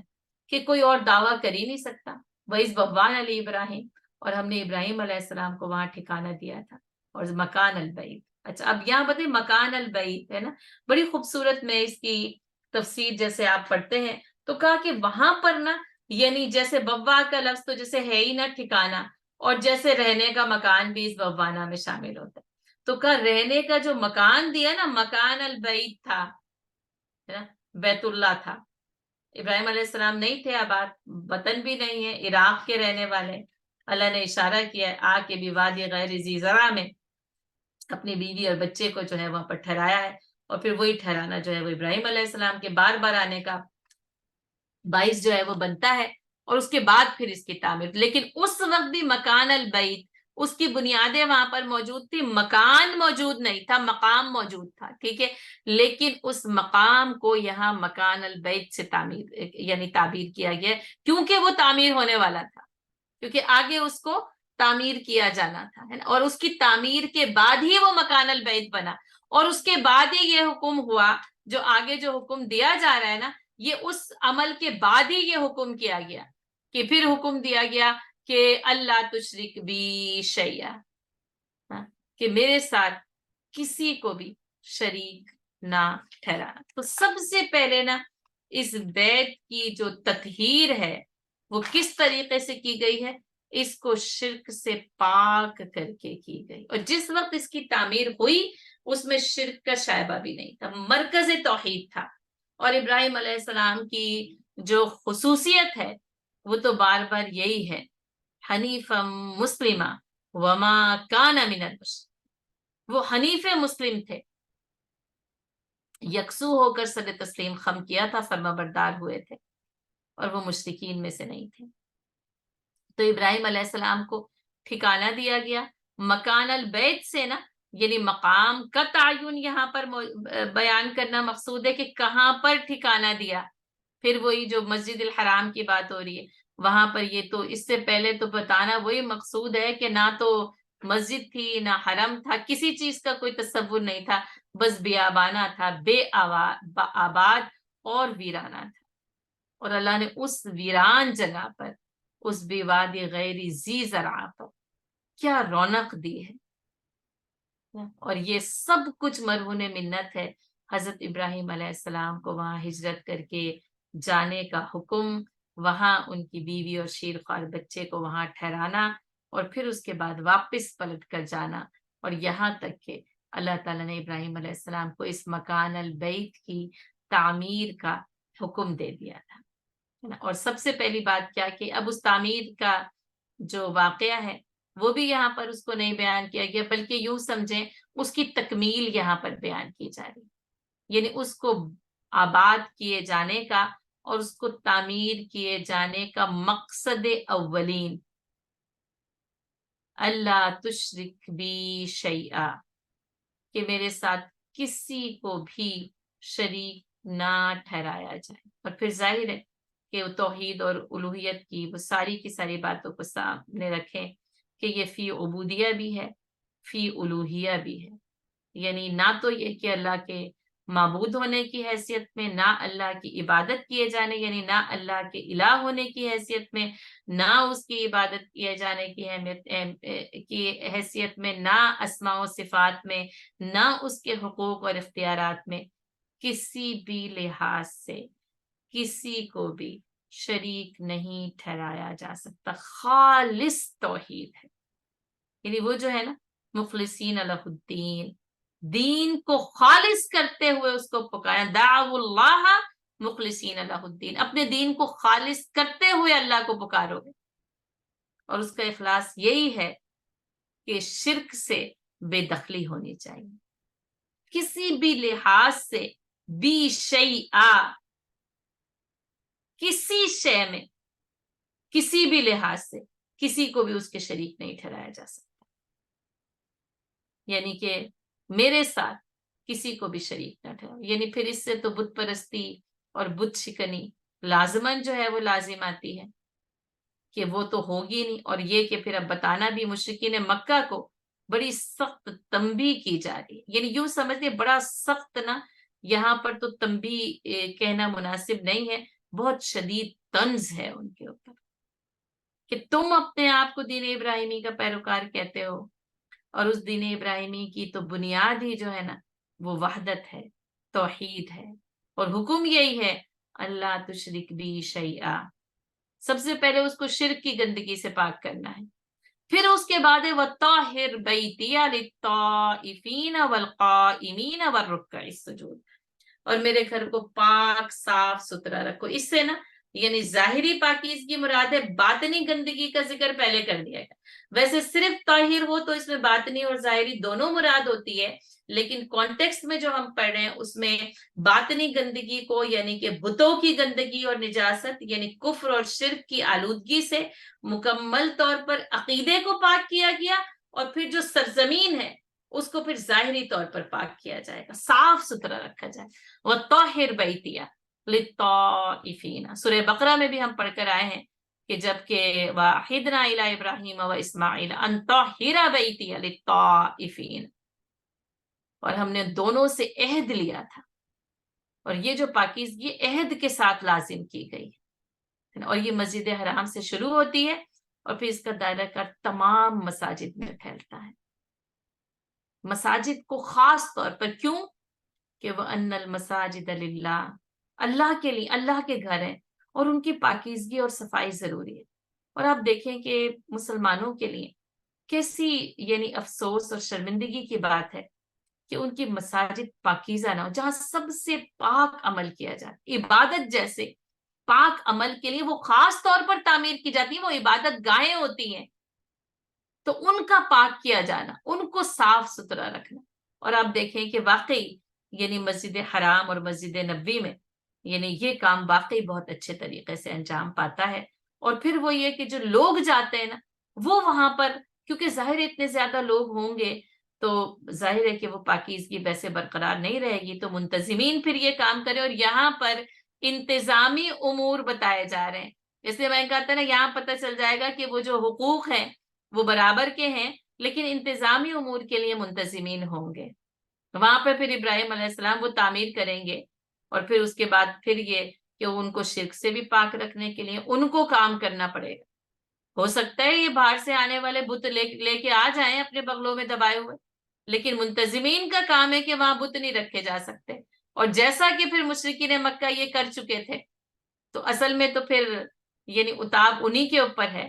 کہ اس کو جو ہے وہ شرک کی گندگی سے، بتوں کی موجودگی سے پاک کیا جائے اور اس کو صاف ستھرا رکھا جائے. پھر اتنے لوگ پھر آ کر ظاہر ہے کہ وہ مختلف چیزیں ہوتی ہیں ان کا کھانا پینا، اور پھر ظاہر ہے کہ یعنی گندگی ہے جس کو صاف کیا جائے. اور واقعی منتظمین بہت اچھا انتظام کرتے ہیں. اچھا، باقی مساجد میں منتظمین بھی کام کرتے ہیں، لیکن اصل میں گندگی جو پھیلاتے ہیں منتظمین نہیں پھیلاتے، وہ جانے والے، وہاں عبادت کرنے والے، وہاں ٹھہرنے والے پھیلاتے ہیں.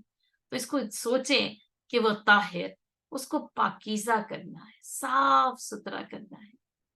بے انتہا پاک جگہ اور پاک مقام ہے. وہاں جا کر نا جیسے سکون، اطمینان، پاکیزگی، یعنی دلی بھی،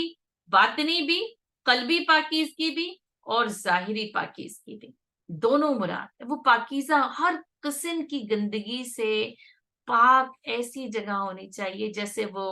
ہر کوئی جائے اور اس میں جا کر نا سکون اور پاکیزگی کو محسوس کرے اور حاصل کرے. اچھا، یہاں پر پھر وہی جو سوال الناسی جو ہے لوگوں کے لیے برابر ہے عاقب والباد، وہ یہاں کریں گے کیا؟ اب یہ بھی بتایا جا رہا ہے، بڑے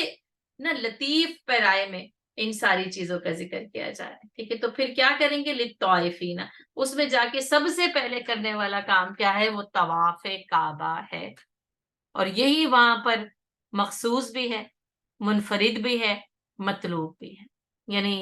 سب سے منفرد عبادت ہے، اور باقی یعنی قیام، رکوع، سجود، اور پھر وہ عاکفین بھی ہے، اعتکاف کرنے والے بھی ہیں. وہ تو دنیا کے کسی کونے میں اور کسی مسجد میں کیا جا سکتا ہے، لیکن طواف کہیں اور نہیں کیا جا سکتا. وہ تو اسی مکان البیت کا ہوگا، مخصوص مقام کے ساتھ ہے. تو للطائفین، اور اسی لیے سب سے پہلے نا ترتیب میں طواف کرنے والوں کا ذکر کیا گیا ہے. اور یہ یعنی طواف پانے والے نا اللہ کی تجلیات سے لطف اندوز ہوتے ہیں. اس مکان کا، اس مقام کا یعنی دیکھنا، اس کے گرد چکر لگانا، سب کچھ جو ہے نا وہ عبادت. اس کا قصد کرنا، زیارت کرنا، ارادہ کرنا، وہاں پہنچنا، اس کے لیے اپنے مال کو خرچ کرنا، اپنے جسم کو تھکانا، وہاں جا کر اس کے گرد، جس کو وہی کہتے ہیں نا پروانے جیسے شمع کے گرد چکر لگاتے ہیں، اس خانہ کعبہ کے گرد نا یہ توحید کی شمع کے پروانے اس کے گرد چکر لگاتے ہیں. للطائفین، یہ مرکز ہے، اس کے چاروں طرف نا طواف کیا جاتا ہے. والقائمین، اور کھڑے رہنے والے. اور ظاہر ہے اس کھڑے رہنے میں پھر جو قیام ہے وہ خاص طور پر نماز کے لیے. کوئی کہ خانہ کعبہ کے سامنے بھی ہاتھ باندھ کر یوں ہی بھی کھڑا رہا جا سکتا ہے، لیکن اس سے اصطلاحی طور پر قیام صلاح مراد ہے، کیونکہ وہ رکع السجود، اور رکوع کرنے والے بھی اور سجدہ کرنے والے بھی، کیونکہ ظاہر ہے یہ ارکان نماز ہے. اور سجدہ تو ویسے بھی کیا جا سکتا ہے، لیکن رکوع تو پھر نماز کے لیے جو ہے وہ خاص ہو جاتا ہے. اور یوں کیونکہ نماز کے لیے سمت ہے، شرط ہے، جہت مقرر کی گئی ہے، اور اس کے ساتھ ہی جو ہے وہ اس میں یعنی نماز باجماعت کا نظام اور نفلی نماز، سب کچھ جو ہے وہ اس کے اندر شامل ہو جاتا ہے. یہ خاص جو ہے وہ مسجد حرام. اور اس میں آپ دیکھیں کہ اس کے اندر یعنی نماز اور باجماعت نماز کا جو منظر ہوتا ہے نا، وہ یعنی تمام پھر مساجدیں اس منظر کی عکاسی تو کرتی ہیں، لیکن اس کا لطف، اس کی لذت اور اس کی اثر انگیزی کچھ اور ہی معنی رکھتی ہے. تو کہا اس کو پاکیزہ کیا جائے طواف کرنے والوں کے لیے، قیام کرنے والوں کے لیے، رکوع اور سجود کرنے والوں کے. تو اس سے یہ پتہ چلتا ہے کہ وہاں پر عبادت کے یہ مظاہر، اور وہاں جا کر نا یہی ارکان جو ہے وہ انجام دیے جانے چاہیے. وہاں جا کر وقت ضائع نہیں ہونا چاہیے فضولیات میں، گپ شپ میں، کھانے پینے میں، شاپنگز میں. یعنی ضرورت ہے تو ظاہر ہے انسان کی ضرورت ہے، وہ کھائے گا بھی، پیے گا بھی، وہ سوئے گا بھی. اگر اسے کسی چیز کی ضرورت ہے تو وہ خرید بھی لے گا، لیکن نہ وہاں مقصود یہ نہیں ہے، مطمع نظر یہ نہیں، بلکہ یعنی مطلوب تو یہی ہے کہ بس اس مکان البیت کے گرد نہ چکر لگانے کے لیے جا رہے ہیں، اپنے آپ کو نا اللہ کی عبادت کا خوگر بنانے کے لیے وہاں جایا جا رہا ہے، اور پھر اس کے بعد قیام، رکوع اور سجود کے ذریعے نا انسان اللہ کا عبد بننے کی پریکٹس وہاں جا کر خاص طور پر کرتا ہے، اور جب وہاں سے واپس آتا ہے نا تو وہ اس حال سے بہترین حال میں واپس آنا چاہیے۔ ہمارا تو حال یہ ہوتا ہے کہ جیسے پہلے ہوتے ہیں نا جانے سے پہلے، آنے کے بعد بھی ویسے ہی، بلکہ اس میں تو پھر مجھے لگتا ہے کہ وہ اور بڑھ جاتی ہے کہ آنے کے بعد بھی وہی حال ہے جو جانے سے پہلے تھا، ہے نا۔ یہ تو یعنی حال کو بدل دینے والی جگہ ہے، یہ تو اس کی حرمت، اس کا تقدس، اس کی تعظیم اور اس کا اثر نا دل، دماغ اور اعمال پر ایسے ہونا چاہیے، اور جب ہوتا ہے تو واقعی انقلاب آتا ہے، تبدیلی آتی ہے۔ یہ حج نا یعنی تبدیلی کا نام ہے، اپنے آپ کو اللہ کے سپرد کر دینے کا نام ہے۔ حضرت ابراہیم علیہ السلام کی ذات میں یہی سکھایا ہے، وَأَذِّن فِي النَّاسِ بِالْحَجِّ، اور حضرت ابراہیم علیہ السلام کو ہی اس بات کا مکلف بنایا گیا کہ وہ لوگوں میں اس حج کا، یا آپ یوں بھی لکھ سکتے ہیں اس فرضیت حج کا اعلان کریں کہ اے لوگوں، تم پر آج سے اس مکان البیت کا حج فرض کر دیا گیا ہے، وَأَذِّن فِي النَّاسِ بِالْحَجِّ، اور لوگوں میں اس حج کا اعلان کر دیا جائے۔ حضرت عبداللہ بن عباس رضی اللہ تعالیٰ عنہ سے مروی ہے کہ ابراہیم علیہ السلام کو فرضیت حج کے اعلان کا حکم ہوا تو انہوں نے کہا کہ اے اللہ، یہاں تو کوئی ہے ہی نہیں، اب ویسے بھی آپ کو پتہ ہے کوئی تھا ہی نہیں، وہ بنو جرم آئے تو اس وقت جو ہے وہ وہاں جا کر جو ہے وہ کچھ نہ کچھ وہاں پر رہا گیا اور بسا گیا۔ اب انہوں نے کہا کہ یہاں تو اے اللہ، یہاں تو کوئی آبادی نہیں ہے، کوئی انسان نہیں ہے، یعنی یوں سمجھ لیں کوئی کان نہیں ہے نا، میری آواز کو کون سنے گا؟ کہ کیسے میں، یعنی یہ جب یہاں آبادی نہیں ہے تو میں کس میں کھڑے ہو کر اعلان کروں، میری آواز کو کون سنے گا؟ کہا اللہ تعالیٰ نے فرمایا تمہارا کام اعلان کرنا ہے، یعنی جو حکم میں نے دیے وازن فی الناس بالحج، تم وہ کرو، آواز پہنچانا میرا کام ہے۔ چنانچہ حضرت ابراہیم علیہ السلام نے، ایک روایت میں آتا ہے کہ مقام ابراہیم پر کھڑے ہو کر، وَاتَّخِذُ مِن مَقَامِ إِبْرَاهِيمَ مُصَلًّى، اور ایک روایت میں آتا ہے جبل ابو قبیس پر کھڑے ہو کر پکارا، لوگو تم پر، اللہ نے تم پر حج فرض قرار دے دیا، اور جیسے نا یعنی جیسے اذان دی جاتی ہے نا تو روایت میں آتے ہیں بالکل اس طرح انہوں نے یہ اعلان کیا ہے نا، کہ جیسے کانوں پہ انگلیاں رکھ کے انہوں نے جیسے دائیں بائیں جیسے چاروں طرف انہوں نے گھوم کر یہ اعلان کیا کہ لوگوں، یعنی تم پر اللہ نے اس گھر کا حج فرض قرار دے دیا ہے اور تم پر اس بیت کا حج لازم ہے، لہٰذا تم سب کے سب اپنے رب کے حکم کی تعمیل کرو۔ اور اللہ نے یہ آواز ہر شخص کے کانوں تک پہنچائی، اور روایت میں یہ بھی آتا ہے کہ یہ آواز اللہ نے ساری دنیا میں پہنچائی اور ساری ارواح کے کانوں تک پہنچائی، یعنی کہ اللہ نے ہر روح کے کانوں تک یہ آواز پہنچے، تو یہ آواز نہ روح نے سنی ہے، اس جسد خاکی کے کانوں نے نہیں سنی ہے، تو ہر روح تک یعنی اس کے کانوں تک یہ آواز پہنچائی گئی، اور جس جس کی قسمت میں یہ حج لکھا ہوا تھا پھر وہ ہر روح نے اس آواز کے جواب میں لبیک پکارا ہے۔ حضرت عبداللہ بن عباس رضی اللہ تعالیٰ عنہ کہتے ہیں کہ حج کے تلبیے کی اصل بنیاد اس ندائے ابراہیمی کا جواب ہے، یعنی یہ دیکھیں کہ وہ کب روح نے سنی، پتہ بھی نہیں ہے، جانا بھی نہیں، پہچانتے بھی نہیں ہے ہم کہ کب آواز آئی تھی کب، لیکن وہ جو حج کی طلب تھی، ارادہ کیا، نیت کی، تمام چیزوں کو پورا کیا، وہاں پہنچے اور پھر وہ احرام پہنتے لبیک پکارنا شروع کر، یہ اس آواز کا، اس ندائے ابراہیمی کا جواب ہے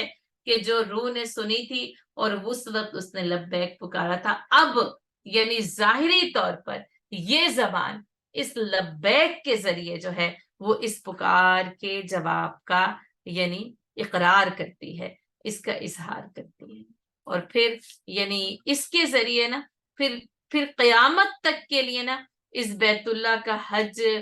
قائم ہو گیا. تمام انسانوں تک آواز جو ہے وہ پہنچا دی گئی. اور پھر آپ دیکھیں کہ کیونکہ تمام انسانوں تک یہ آواز جو ہے وہ پہنچائی جا رہی ہے، تو پھر ان کو بتا دیا گیا کہ پھر آؤ تم یا تو کا رجالا، آؤ تم اس میں پیدل. اچھا، بڑی یعنی خوبصورت بات ہے. حاضری ہوگی، اور حاضری کے لیے سب سے پہلی بات کیا کہی کہ تم اس حج کے لیے آؤ یا تو کا رجالا، پیدل آؤ. مفسرین کرام نے لکھا ہے کہ اس سے یہ پتہ چلتا ہے کہ پیدل حج کرنا افضل ہے، کیونکہ ترتیب بغیر حکمت کے نہیں ہے نا. تو کہا گیا کہ لکھا ہے کہ یعنی کہ اس کے ذریعے یہ پتہ چلتا ہے یا تو کا رجالا کہ پیدل حج کرنا افضل ہے. اور پھر اس کے بعد وَعَلَى كُلِّ دَامِرٍ، اور پھر آؤ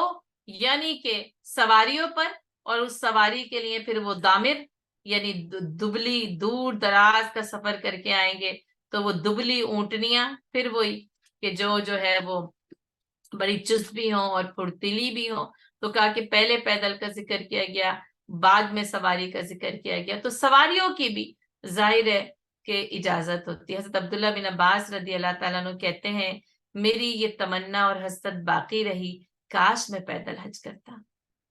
کیونکہ اللہ نے یاتو کا رجالہ پہلے کہا اور وہ علی کل دامر جو ہے وہ بعد میں کیا ہے. اچھا، اب کئی مفسرین کرام کا پھر یہ کہنا ہے کہ رسول اللہ صلی اللہ علیہ وسلم نے سواری پر حج کیا ہے نا. اور آپ دیکھیں کہ یہ بھی نا امت پر رحمت کے لیے تھا. یہ سوچیں کہ یہ امت پہ رحمت کے لیے تھا. عبداللہ بن عباس رضی اللہ تعالیٰ عنہ کہتے ہیں کہ میری یہ تمنا حسرت رہی کہ میں پیدل حج کرتا، تو انہوں نے پیدل حج نہیں کیا نا. اب دیکھیں ہر کسی میں یعنی مدینے سے مکہ نہیں کر سکے تو پھر وہ یعنی پھر امریکہ سے کیسے پیدل جا سکتے تھے. اور اگر رسول اللہ صلی اللہ علیہ وسلم نے پیدل حج کیا ہوتا تو بے شک یہ کہ اجازت ہوتی اور اجازت ہے کہ سواری پہ کیا جائے، اور آپ صلی اللہ علیہ وسلم نے اسی اجازت کی وجہ سے سواری پر حج کیا. ورنہ پھر آپ دیکھیں کہ پوری امت پر یہ اقتدا جو ہے، یہ سنت کی اقتدا پھر لازم ہو جاتی ہے، اور استطاعت ہی نہیں ہے. وہاں جا کر پیدل چلنے کی استطاعت نہیں ہوتی، اپنے یعنی مقام سے اور پاکستان سے اور انڈیا سے اور امریکہ سے اور ملائیشیا اور انڈونیشیا سے وہاں پر پیدل جانا، کس کے اندر یہ استطاعت اور قدرت ہوتی؟ یہ ہے وما ارسلناک الا رحمت للعالمین. باوجود اس کے کہ نبی صلی اللہ علیہ وسلم پر کے پاس پیدل کرنے کی قدرت اور طاقت موجود تھی، آپ صلی اللہ علیہ وسلم نے سواری پر حج کیا ہے نا. تو اس لیے پھر بعض اہل علم کا کہنا ہے کہ سواری پر حج کرنا پھر یہ سنت کی اقتدا بھی ہے، اور اللہ تعالیٰ نے بھی پھر جو ہے وہ یہاں پر جیسے وَعَلَى كُلِّ دَامِرٍ جو ہے وہ بتا دیا کہ پھر جو ہے وہ سواریوں پر سوار ہو کر وہاں جو ہے وہ حج کرنے کے لیے جایا جائے. یاتین من کل فج عمیق، اور جو کہ بڑے دور دراز کے راستوں سے آئیں. اب دیکھیں آپ اس وقت تو پھر وہی دنیا زمین آبادی یہ امریکہ کب ڈسکور ہوتا ہے، اور پھر وہی وہ افریقہ کے جنگلات میں دنیا قبائل جو ہے وہ بسے ہوئے، یعنی دنیا پھر کہاں کہاں وہ کس کس جو ہے نا وہ بر اعظم پہ اور کس کس ویرانے پہ اور کہاں کہاں وہ جنگلات میں اور سمندروں پہ جاتی ہے، اور یہ دنیا بڑھتی چلی جائے گی. اس لیے کہا کہ من کل فج عمیق، یعنی بڑے دور دراز کے گہرے مقامات سے جو ہے وہ وہاں پر آیا جائے گا. اور آپ دیکھیں کہ اس سے جو ہے یعنی حج کی فرضیت جو ہے اس پکارے جانے سے وہ طے ہو جاتی ہے. اور جیسے کہ وَلِلَّهِ عَلَى النَّاسِ، اور لوگوں کے اللہ کا یہ فرض ہے لوگوں کے اوپر کہ وہ جو ہے اس حج کو من استطاع الیہ سبیلا، کہ وہ اس بیت اللہ کا حج استطاعت کی شرط کے ساتھ پورا کریں نا. اور یہ کہ نبی صلی اللہ علیہ وسلم نے فرمایا جو شخص استطاعت رکھنے کے باوجود حج نہ کرے،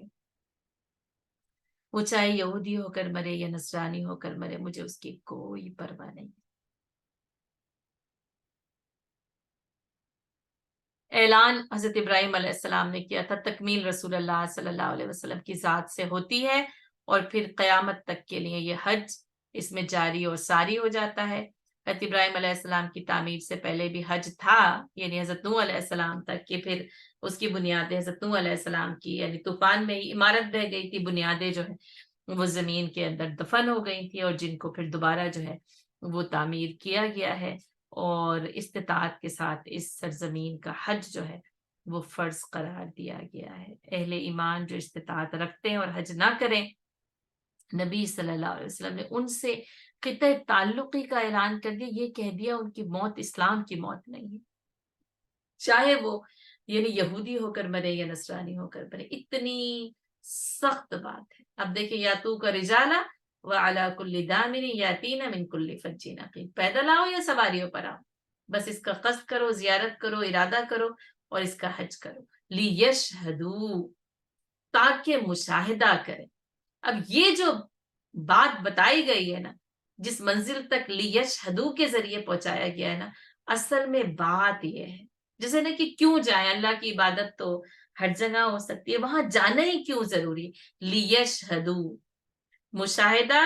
یا پھر آپ مشاہدہ حق لکھ لیں۔ یہ جو آنکھوں کے ذریعے نا، یہ جو آئی وٹنس ہوتی ہے نا، یہ جو عین الیقین کی کیفیت ہوتی ہے، یہ مطلوب ہے۔ آپ جتنی آج اسکرین اور بہت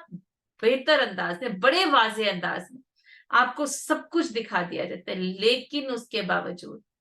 جب آپ آنکھوں سے جا کر دیکھتے ہیں نا وہ مناظر، اور بس ان مناظر کے علاوہ صرف وہ خانہ کعبہ، اس کو اپنی یعنی اصلی آنکھ سے دیکھنے کا لطف اور لذت، ہر چیز کی لذت اور لطف سے ماں سوا ہے۔ لیشہدوا، تاکہ وہ مشاہدہ کریں، تاکہ وہ گواہی دیں، گواہی دینے والوں میں شامل ہو جائیں۔ اللہ تعالیٰ نے کہا تھا نا، تمہیں اسی لیے تو امت وسط بنایا ہے، لِتَكُونُوا شُهَدَاءَ عَلَى النَّاسِ وَيَكُونَ الرَّسُولُ عَلَيْكُمْ، کہ تم لوگوں پر گواہ ہو جاؤ اور رسول تم پر گواہ ہو جائے۔ یہ شہادت حق بہت لازم، اس شہادت حق کے لیے نا، یعنی انبیاء کرام کو مختلف جو ہے یعنی مشاہدات سے گزارا کیا۔ اور آپ دیکھیں کہ امت مسلمہ میں سے پھر ہر وہ شخص جو عمرے اور حج کے ارادے سے اس سرزمین تک پہنچتا ہے، لیشہدوا، وہ مشاہدہ حق کرتا ہے، اپنی آنکھوں سے دیکھ کر یقین لے کر آؤ۔ پھر وہ جو عبادت کا لطف ہے دوبالا ہو جاتا ہے، پھر وہ جو اللہ پر ایمان کی کیفیت ہے نا، وہ تبدیل ہو جاتی ہے، جیسے دنیا ہی بدل جاتی ہے نا۔ اور وہ پھر مشاہدہ کریں، منافع لہم، جو منافع اور فائدے وہاں پر رکھے گئے ہیں، اور منافع اور فائدوں کی سرزمین ہے، ایمان کا، عبادت کی لذت وہاں پر مل جاتی ہے۔ یہ سب سے بڑا جو فائدہ وہاں پر ہوتا ہے نا، خانہ کعبہ کی تجلیات جب آنکھوں سے گزر کر نا اس دماغ، دل، اس اندر تک پہنچتی ہے نا، تو اندر کی دنیا بدلتی ہے، اس سر کا سودا جو ہے وہ بدل جاتا ہے، سوچنے کا انداز اور رخ بدل جاتا ہے۔ یہ منافع سب سے یعنی بڑا اس کا فائدہ یہ ہے۔ اور پھر یہ کہ باقی تمام کے تمام جو ہے وہ فائدے آپ دیکھیں، جب انسان طواف کرتا ہے تو گناہ دھلتے جاتے ہیں، نیکیوں میں اضافہ ہوتا چلا جاتا ہے، اس کی دعائیں قبول ہوتی چلی جاتی ہیں نا، اور یہاں تک کہ جب وہ عمرہ کر لیتا ہے تو گناہوں سے پاک ہو جاتا ہے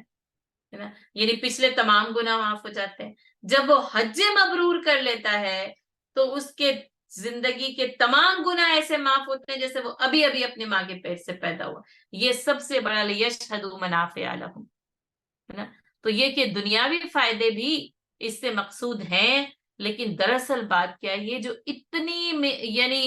یاتین من کل فج عمیق، یہ جو اتنے دور دراز کا سفر کر کے آئے ہو، یہ جو اتنا مال خرچ کر کے آئے ہو، یہ جو اپنے اہل و عیال کو، اپنے ذمہ دار کو، اپنے والدین کو، اولاد کو، تمام چیزوں کو، اپنے گھروں کو، بزنس کو، یعنی تجارت کو، ملازمت کو، یہ سب کچھ جو یہاں پر چھوڑ کر آئے ہو، تو یہ چھوڑ کر آنا عبث نہیں ہے، بے مقصد نہیں ہے، بے فائدہ نہیں ہے. یہاں جا کر تم لیشہدوا منافع لہم، وہاں جا کر پتا چلے گا کیا کیا منافع ہیں، کیسا نفع تمہیں وہاں پر ملتا ہے، کس طریقے سے تمہیں دینی فائدہ حاصل ہوتا ہے اور دنیاوی فائدہ بھی حاصل. اس سے نا دینی اور دنیاوی دونوں فوائد یہاں پر مراد ہیں. اب دیکھیں وہاں نمازوں کی جو یعنی آپ کا ان نمازوں کو جو ادا کیا جانا ہے، اس باجماعت نماز میں جو شرکت ہے، 1 رکعت کا ثواب 1 لاکھ مل رہا ہے. یہ اس سے بھی بڑا کوئی اور فائدہ کہیں پر مل سکتا ہے؟ 1 کا 1 لاکھ مل جائے، ایک تجارت میں $1 لگے اور اس کا منافع $1 لاکھ مل جائے، تو کون بدنصیب ایسا ہے، کون بے وقوف ایسا ہے جو ایسی تجارت کو چھوڑنے پر رضامند ہوگا، ہے نا؟ اور پھر ظاہر ہے اس کا زندگی میں کبھی موقع ملے گا نا. تو حج زندگی میں ایک بار ہی فرض کیا گیا، ہو سکتا ہے کسی کو 1 2 3، ہو سکتا ہے کسی کو 1 سے 1 لاکھ کمانے کے کئی مواقع مل جائے، اور ہو سکتا ہے کہ زندگی میں یہ جو چانس ہے یہ ایک بار ہی آئے. اور 1 کے 1 لاکھ 4 پڑی 4 لاکھ، 5 وقت کی دن میں حساب لگا لیں اور جتنا عرصہ وہاں ٹھہرتے ہیں ان کا حساب لگا لیں، پھر نوافل کا حساب لگا لیں، تہجد کا حساب لگا لیں، پھر باقی آپ کے ذکر اور اذکار کا حساب لگا لیں، اور قرآن کی تلاوت کا حساب لگا لیں، اور جو بھی کچھ وہاں پر آپ نیکیاں کر رہے ہوتے ہیں، جو بھاگ دوڑ آپ کر رہے ہیں، ان سب کے منافع کا. اور پتہ ہے کیا ہوگا؟ بس آپ کی عقل گھٹنے ٹیک دے گی. ایسے ایسے دینی منافع کے پہاڑ وہاں پر جا کر ملنے والے، جو عام حالات میں جن کا ملنا یعنی ممکن نہیں ہے، اور یعنی ناممکن نہیں، یعنی مشکل ضرور ہے، اور کچھ جو ہے وہ ناممکن بھی ہے، کیونکہ 1 کا 1 لاکھ تو کہیں بھی نہیں مل سکتا، یہ تو اسی کے لیے مخصوص ہے. طواف کہیں اور نہیں کیا جا سکتا، یہ تو وہی مقصود ہے. بالکل وہ جو اس سمت قبلے اور جہد کو دیکھ کر کھڑے ہو کر اس کے سامنے نماز پڑھنا، اس کا لطف ہی کچھ اور ہے. صفا و مروہ کی سعی کہیں اور نہیں مل سکتی. تو یہ ہے دینی منافع. دنیاوی بھی کئی منافع ہیں، یعنی جیسے یعنی بزنس ہوتا ہے، امت کو کئی فوائد حاصل ہوتے ہیں. امت کا ایک عظیم اجتماع ہے، وہاں جا کر جو وہ وحدت ہے، اور جو رنگ نسل اور زبان اور یعنی وہ جو اسٹیٹس ہیں، ان سب سے بے نیاز ہو کر جو وہ سفر اور اس کے روز و شب گزرتے ہیں نا، وہ ایک الگ ہی جو ہے وہ فائدہ دیتے ہیں. اچھا، اسی میں پھر جیسے آگے آ رہا ہے کہ جیسے قربانی ہے، تو وہ قربانی کے بڑے فوائد ہیں. یعنی جس کثرت کے ساتھ اس حج کے موقع پر قربانی ہوتی ہے، تو وہ قربانی کے گوشت سے وہاں کے لوگوں کا بھی، اور یہ کہ پوری دنیا کے لوگوں کا اس سے فائدہ اٹھایا جانا. تو بات کیا ہے کہ پھر ظاہر ہے کہ وہاں پر وہ سیزن ہوتے ہیں حج کے، اور حضرت ابراہیم علیہ السلام کے زمانے سے لے کے آج تک، اور آج سے لے کر پھر وہ قیامت تک، جب تک کہ حج اور عمرے نے جاری رہنا ہے، وہ سیزن ہوتا ہے تجارت کا. لوگ اس سے تجارتی فوائد بھی حاصل کرتے ہیں. تو وہ سب نا یعنی جیسے وہ اس کے ساتھ ساتھ چلتے چلے جاتے ہیں کہ وہ بھی ملیں گے، لیکن اصل میں نظر جو ہے نا وہ دینی منافع پہ ہونی چاہیے، دنیاوی فوائد پر نہیں، بلکہ جو دینی فوائد وہاں جا کر حاصل ہونا. تو دراصل اسی کی طلب میں یہ سفر جو ہے وہ اختیار کیا جاتا ہے. اچھا، دنیاوی فوائد، آپ تجارت نہیں کرتے، ظاہر ہے وہاں ایک الگ ہے، آپ وہاں پر آپ تجارت نہیں کر رہے، لیکن ایک اور بہت بہترین ایک دنیاوی فائدہ جو عمرے اور حج کے سفر میں نقل کیا گیا ہے نا، وہ کیا ہے کہ یہ فقر و فاقے اور مفلسی اور محتاجی کو دور کرتا ہے. بڑی اچھی بات مجھے لگ رہی تھی. کہا کہ یعنی دوسرے جو کاموں میں خرچ ہوتا ہے نا، جیسے اب وہی ایک شادی آتی ہے سب سے زیادہ، تو اس میں یعنی بے دریغ اور فضول اور قرض لے لے کے لوگ قرض دار ہو جاتے ہیں. تو یا پھر گھروں کے بنانے میں یا گاڑیوں کے خرید میں، یعنی کوئی بھی چیز اس کو لے لے، تو کہا اس میں جب انسان خرچ کرتا ہے نا تو وہ واقعی وہ یعنی محتاجی کی طرف بڑھتا جاتا ہے، لیکن عمرے اور حج میں جتنا خرچ کیا جاتا ہے اس کی برکت سے اس کے اندر اللہ نے حج اور عمرے کے سفر میں یہ خصوصیت رکھی ہے کہ حج اور عمرے میں خرچ کرنا افلاس و محتاجی میں مبتلا نہیں کرتا، بلکہ یعنی اس سے اور زیادہ جو ہے وہ بڑھتا چلا جاتا ہے. یعنی اس پر خرچ کیا جائے تو اس کا خرچ کرنا دنیاوی فوائد کو بھی یعنی کہ جو ہے وہ مزید جو ہے وہ برکات کا باعث بنتا ہے. تو ایک تو اٹ سیلف اس میں یہ رکھ دیا گیا، باقی یہ کہ وہ چاروں طرف جو تجارت ہو رہی ہے دنیاوی طور پر جو بھی چیزیں جو ہے وہ حاصل کی جائے وہ فوائد بھی اس سے مراد ہیں، قربانی اور اس کا حصول اور اس کے فوائد بھی اس سے مراد ہیں کہ وہاں پر جا کر صرف اور صرف کس چیز کا مشاہدہ ہوگا، فوائد فوائد فوائد منافع لہم، بس اس میں منافع ہی منافع ہیں. وَيَذْكُرُ اسْمَ اللَّهِ فِي أَيَّامٍ مَّعْلُومَاتٍ، اور وہاں پر اللہ کا ذکر کرے معلوم دنوں میں. یہ بڑی خاص بات ہے کہ اللہ کا ذکر فی ایام معلومات، جو معلوم ہے جو بتا دی. اچھا ایام معدودات بھی ہیں، گنتی کے ہیں، اور معلومات بھی ہیں، اور ان کا علم بھی جو ہے وہ ہے. تو جیسے کہ آتا ہے کہ وَاذْكُرُ اسْمَ اللَّهِ فِي أَيَّامٍ مَّعْدُودَاتٍ، اور اللہ کا ذکر کیا جائے گنتی کے چند دنوں میں. اور یہاں پہ کیا ہے وَيَذْكُرُ اسْمَ اللَّهِ فِي أَيَّامٍ مَّعْلُومَاتٍ. تیسری چیز پڑھ لیں الحج اشہر معلومات، اور حج کے مہینے معلوم ہے نا. اب اچھا حج کے جو ہے نا وہ مہینے ہو گئے، ٹھیک ہے، شوال، ذی قعدہ، ذی الحجہ. آپ کو پتا ہے نا کہ پھر شوال کے بعد عمرے کے سفر کے لیے نہیں نکل سکتے آپ کو حج کے سفر کے لیے نکلنا پڑے گا، ٹھیک ہے. تو اللہ یہ کہ یعنی اگر انسان کسی اور غرض سے جا رہا ہے اور وہ اپنا حج فرض کر چکا ہے نا تو ٹھیک ہے، یعنی پھر وہ یعنی کچھ مخصوص یا محدود مدت کے لیے وہ عمرہ کر کے نکل جائے. لیکن افضل یہی ہے کہ حج کا سفر جو ہے وہ اختیار کیا. جو ظاہر قافلے نکلا کرتے تھے نا تو مہینوں میں پہنچا کرتے تھے، بحری سفر ہوتے تھے. تو بس رمضان کے بعد نا کہ رمضان میں جب عمرہ ہو جائے نا بس عید کے بعد بس پھر یہ یوں سمجھیں کہ وہ عمرہ ختم اور بس اب حج کا سفر شروع ہوگا. تو اس کے لیے نا اشہر معلومات، معلوم مہینے ہیں. اب کیا ہے وَاذْكُرُ اسْمَ اللَّهِ فِي أَيَّامٍ مَّعْدُودَاتٍ، وَيَذْكُرُ اسْمَ اللَّهِ فِي أَيَّامٍ مَّعْلُومَاتٍ، معلوم دن. حضرت عبداللہ بن عباس رضی اللہ تعالیٰ عنہ نے ایام معلومات اور ایام معدودات کا بڑا ہی نا لطیف فرق بتایا. جیسے ان کی جو ڈیپتھ ہے نا پھر وہی مفسر القرآن کہلاتے ہیں، وہ بحر الامہ کہلاتے ہیں. حبر الامہ کا لقب بھی ان کو دیا گیا کہ جیسے وہ علم کا ایک سمندر تھے نا. تو کیا ہے کہ کہا کہ یہ ایام یعنی اس کے اندر پھر کیا ایام معلومات، یہ ایام جو ہے وہ معلوم ہے. اس ایام معلومات سے جو مراد لی ہے نا وہ لی گئی ہے 1 سے لے کر 13 ذی الحج تک، جو کہ معلوم ہے. اچھا معدودات سے جو مراد لی گئی ہے نا وہ لی گئی ہے 8 ذی الحج سے لے کر 13 ذی الحج تک، جیسے کہ جب آپ اس میدان کے اندر موجود ہوتے ہیں تو اللہ کا ذکر جو ہے نا ان معلوم دنوں کے اندر جو ہے وہ کیا جائے. اور ایک یہ کہ اشہر معلومات کے مہینے جو ہے وہ معلوم ہے، تو ان ایام معلومات سے مراد الحج اشہر معلومات لیا گیا، یعنی اس کے جو ہے وہ معلوم مہینے، یعنی وہ جب سفر اختیار کریں جب سے جو ہے وہ شروع ہو جائے گا. اور وہ کیا شروع ہوگا؟ اللہ کا ذکر شروع ہوگا. اس حج کے سفر کا زیادہ رانا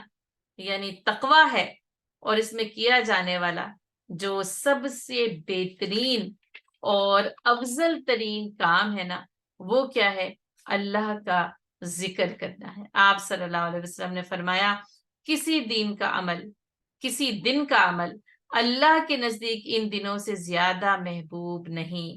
اور پس تم ان دنوں میں لا الہ الا اللہ اور اللہ اکبر اور الحمدللہ بکثرت پڑھا کرو نا. اور اسی سے جو ہے وہ نبی صلی اللہ علیہ وسلم کی ایک اور حدیث کہ کسی دن یعنی سال کے کسی دن کا عمل اللہ کے نزدیک ان 10 دنوں کے عمل سے زیادہ افضل نہیں، یعنی 1 سے لے کر 10 تک۔ اور لوگوں نے پوچھا کہ یا رسول اللہ کیا جہاد بھی نہیں؟ فرمایا نہیں، لا واللہ، ہے نا، نہیں، جہاد بھی نہیں، سوائے اس مجاہد کے جو اپنا مال اور یعنی اپنا سارا مال اور جان لے کر اللہ کی راہ میں نکلا اور واپس نہیں آیا، یعنی سب کچھ اس نے اللہ کی راہ میں کھپا دیا۔ صحیح بخاری کی حدیث، اور یعنی کہ تمام کتب احادیث میں یہ حدیث جو ہے وہ ہمیں مل جاتی ہے۔ تو اس سے جو ہے وہ عشرہ ذی الحجہ کی فضیلت ہمارے پاس ثابت ہوتی ہے۔ آپ دیکھیں یہ ایام معلومات نا 1 سے شروع ہو رہے ہیں، معلوم دن ہے، 1 سے لے کر 10 تک خاص دن ہے، بہت بہترین اور افضل دن ہے۔ اور روایت میں کہا گیا کہ وَلَيَالٍ عَشْرٍ، یعنی کہ سورۃ الفجر میں جن 10 راتوں کی قسم کھائی گئی ہے وہ یہی جو ہے وہ عشرہ ذی الحجہ کی 10 راتیں ہیں۔ اور رسول اللہ صلی اللہ علیہ وسلم اس عشرے میں یعنی 9 دن کا روزہ رکھا کرتے تھے، اور اس کے ساتھ ساتھ جو ہے وہ عرفے کے دن کا روزہ، یعنی کہ 9 ذی الحج کے دن کے روزے کے متعلق نبی صلی اللہ علیہ وسلم نے فرمایا کہ میں امید کرتا ہوں کہ اس دن یعنی یہ دن جو ہے وہ 2 سال کے گناہوں کا کفارہ بن جائے گا، ایک گزرا ہوا، ایک آگے آنے والا۔ اور مجھے یہ بات اتنی اچھی لگتی ہے نا کہ دنیاوی طور پہ میں کہتی ہوں کہ آگے کے 1 سال کی تنخواہ آپ کو ایڈوانس میں ہی مل جائے، کوئی چیز بھی، یعنی ایک تو وہ ہوتی ہے نا جو کہ مادی سیلری ہے، یا جو بھی آپ کا بزنس ہے، تجارت ہے، آگے ہونے والے سال کا پورا خرچہ نا آپ کے پاس موجود ہو۔ اور یہاں پر یہ دن کا روزہ نا 2 سال کے گناہوں کو معاف کرتا ہے، ایک جو کہ گزر چکا ہے اور ایک جو کہ آنے والا ہے۔ اور انہی دنوں میں جیسے ظاہر ہے کہ وہ قربانی کا دن بھی ہے، وہ یوم النحر بھی ہے، کہ جو دن اللہ کو جو ہے وہ سب سے زیادہ پسند ہے، اور جس کے لیے آپ صلی اللہ علیہ وسلم نے فرمایا کہ یعنی اللہ کے نزدیک سارے دنوں سے زیادہ افضل دن ہے، اور اسی میں یوم العرفہ ہے جو کہ الحج العرفہ الحج العرفہ الحج العرفہ۔ اور اسی لیے بعض نا اہل علم کا یہ کہنا ہے کہ یعنی جیسے ایک رمضان المبارک کا عشرہ ہے نا، تو جو رات ہے شب قدر وہ سب سے زیادہ افضل ہے، اور دنوں میں یہ اس عشرے کے دن سب سے زیادہ افضل ہے۔ یعنی اگر آپ کہیں اور آپ سوچیں تو اہل علم نے ہمیں اس طریقے سے جو ہے وہ یہ بات بتائی ہے، اور کچھ کا کہنا ہے کہ یہ دن اس لیے افضل ہے کہ اس میں حج ہوتا ہے، اور کسی اور دن حج نہیں ہو سکتا، عمرہ تو ہو سکتا ہے لیکن حج نہیں ہو سکتا، تو اس لیے کہ حج اور حج میں ساری کی ساری نیکیاں یا یہ کہ وہ جو ارکان عبادت ہیں وہ جمع ہو جاتے ہیں، تو اس لیے یہ افضل ترین عمل یہ حج کہلاتا ہے۔ اور حج کے دنوں کو اسی لیے باقی دنوں پر ایک خصوصیت اور فضیلت حاصل ہے، اور اللہ نے کہا وَيَذْكُرُ اسْمَ اللَّهِ فِي أَيَّامٍ مَعْلُومَاتٍ، اور اللہ کا نام لیا جائے ان معلوم دنوں کے اندر۔ پتہ ہے، معلوم ہے، بیان کرنے کی ضرورت نہیں ہے، یعنی بیان ایام معلومات کے ذریعے کیا جا رہا ہے، اور بتایا جا رہا ہے کہ تمہیں معلوم ہے، اور ان دنوں میں اللہ کا ذکر کثرت کے ساتھ کیا جائے۔ الا ما رزقہم من بہیمۃ الانعام، اور اللہ کا ذکر لیا جائے ان مویشیوں پر، چوپایوں پر اور جانوروں پر جو کہ ہم نے تمہیں دیے ہیں، اور یہاں پر پھر ان کے اوپر اللہ کا نام لینے سے مراد کیا ہوگا کہ ان کو ذبح کرتے وقت نا بسم اللہ اللہ اکبر، اور آپ دیکھیں یہ ایک بار نہیں کہا جائے گا، لاکھوں بار کہا جائے گا۔ تو جیسے پھر وہی نا جیسے لبیک کی پکار ہوتی ہے نا، گونج ہوتی ہے تلبیہ کی، اور اسی طرح یہ بسم اللہ اللہ اکبر جو ہر جانور کی گردن پر چھری پھیرتے ہوئے جب اللہ کا نام لیا جائے گا تو آپ سوچیں کہ وہ کس طریقے سے جو ہے وہ منظر، اور واقعی پھر پوری دنیا نا یعنی پہلے تو حیران اور ششدر، اور اب اس کے بعد پھر آپ دیکھتے ہیں اعتراضات بھی کرنا شروع ہو گئے، یہ کیا؟ اب کیونکہ ان کو سمجھ نہیں آتا نا، اور ظاہر ہے کہ مقصد بھی نہیں پتا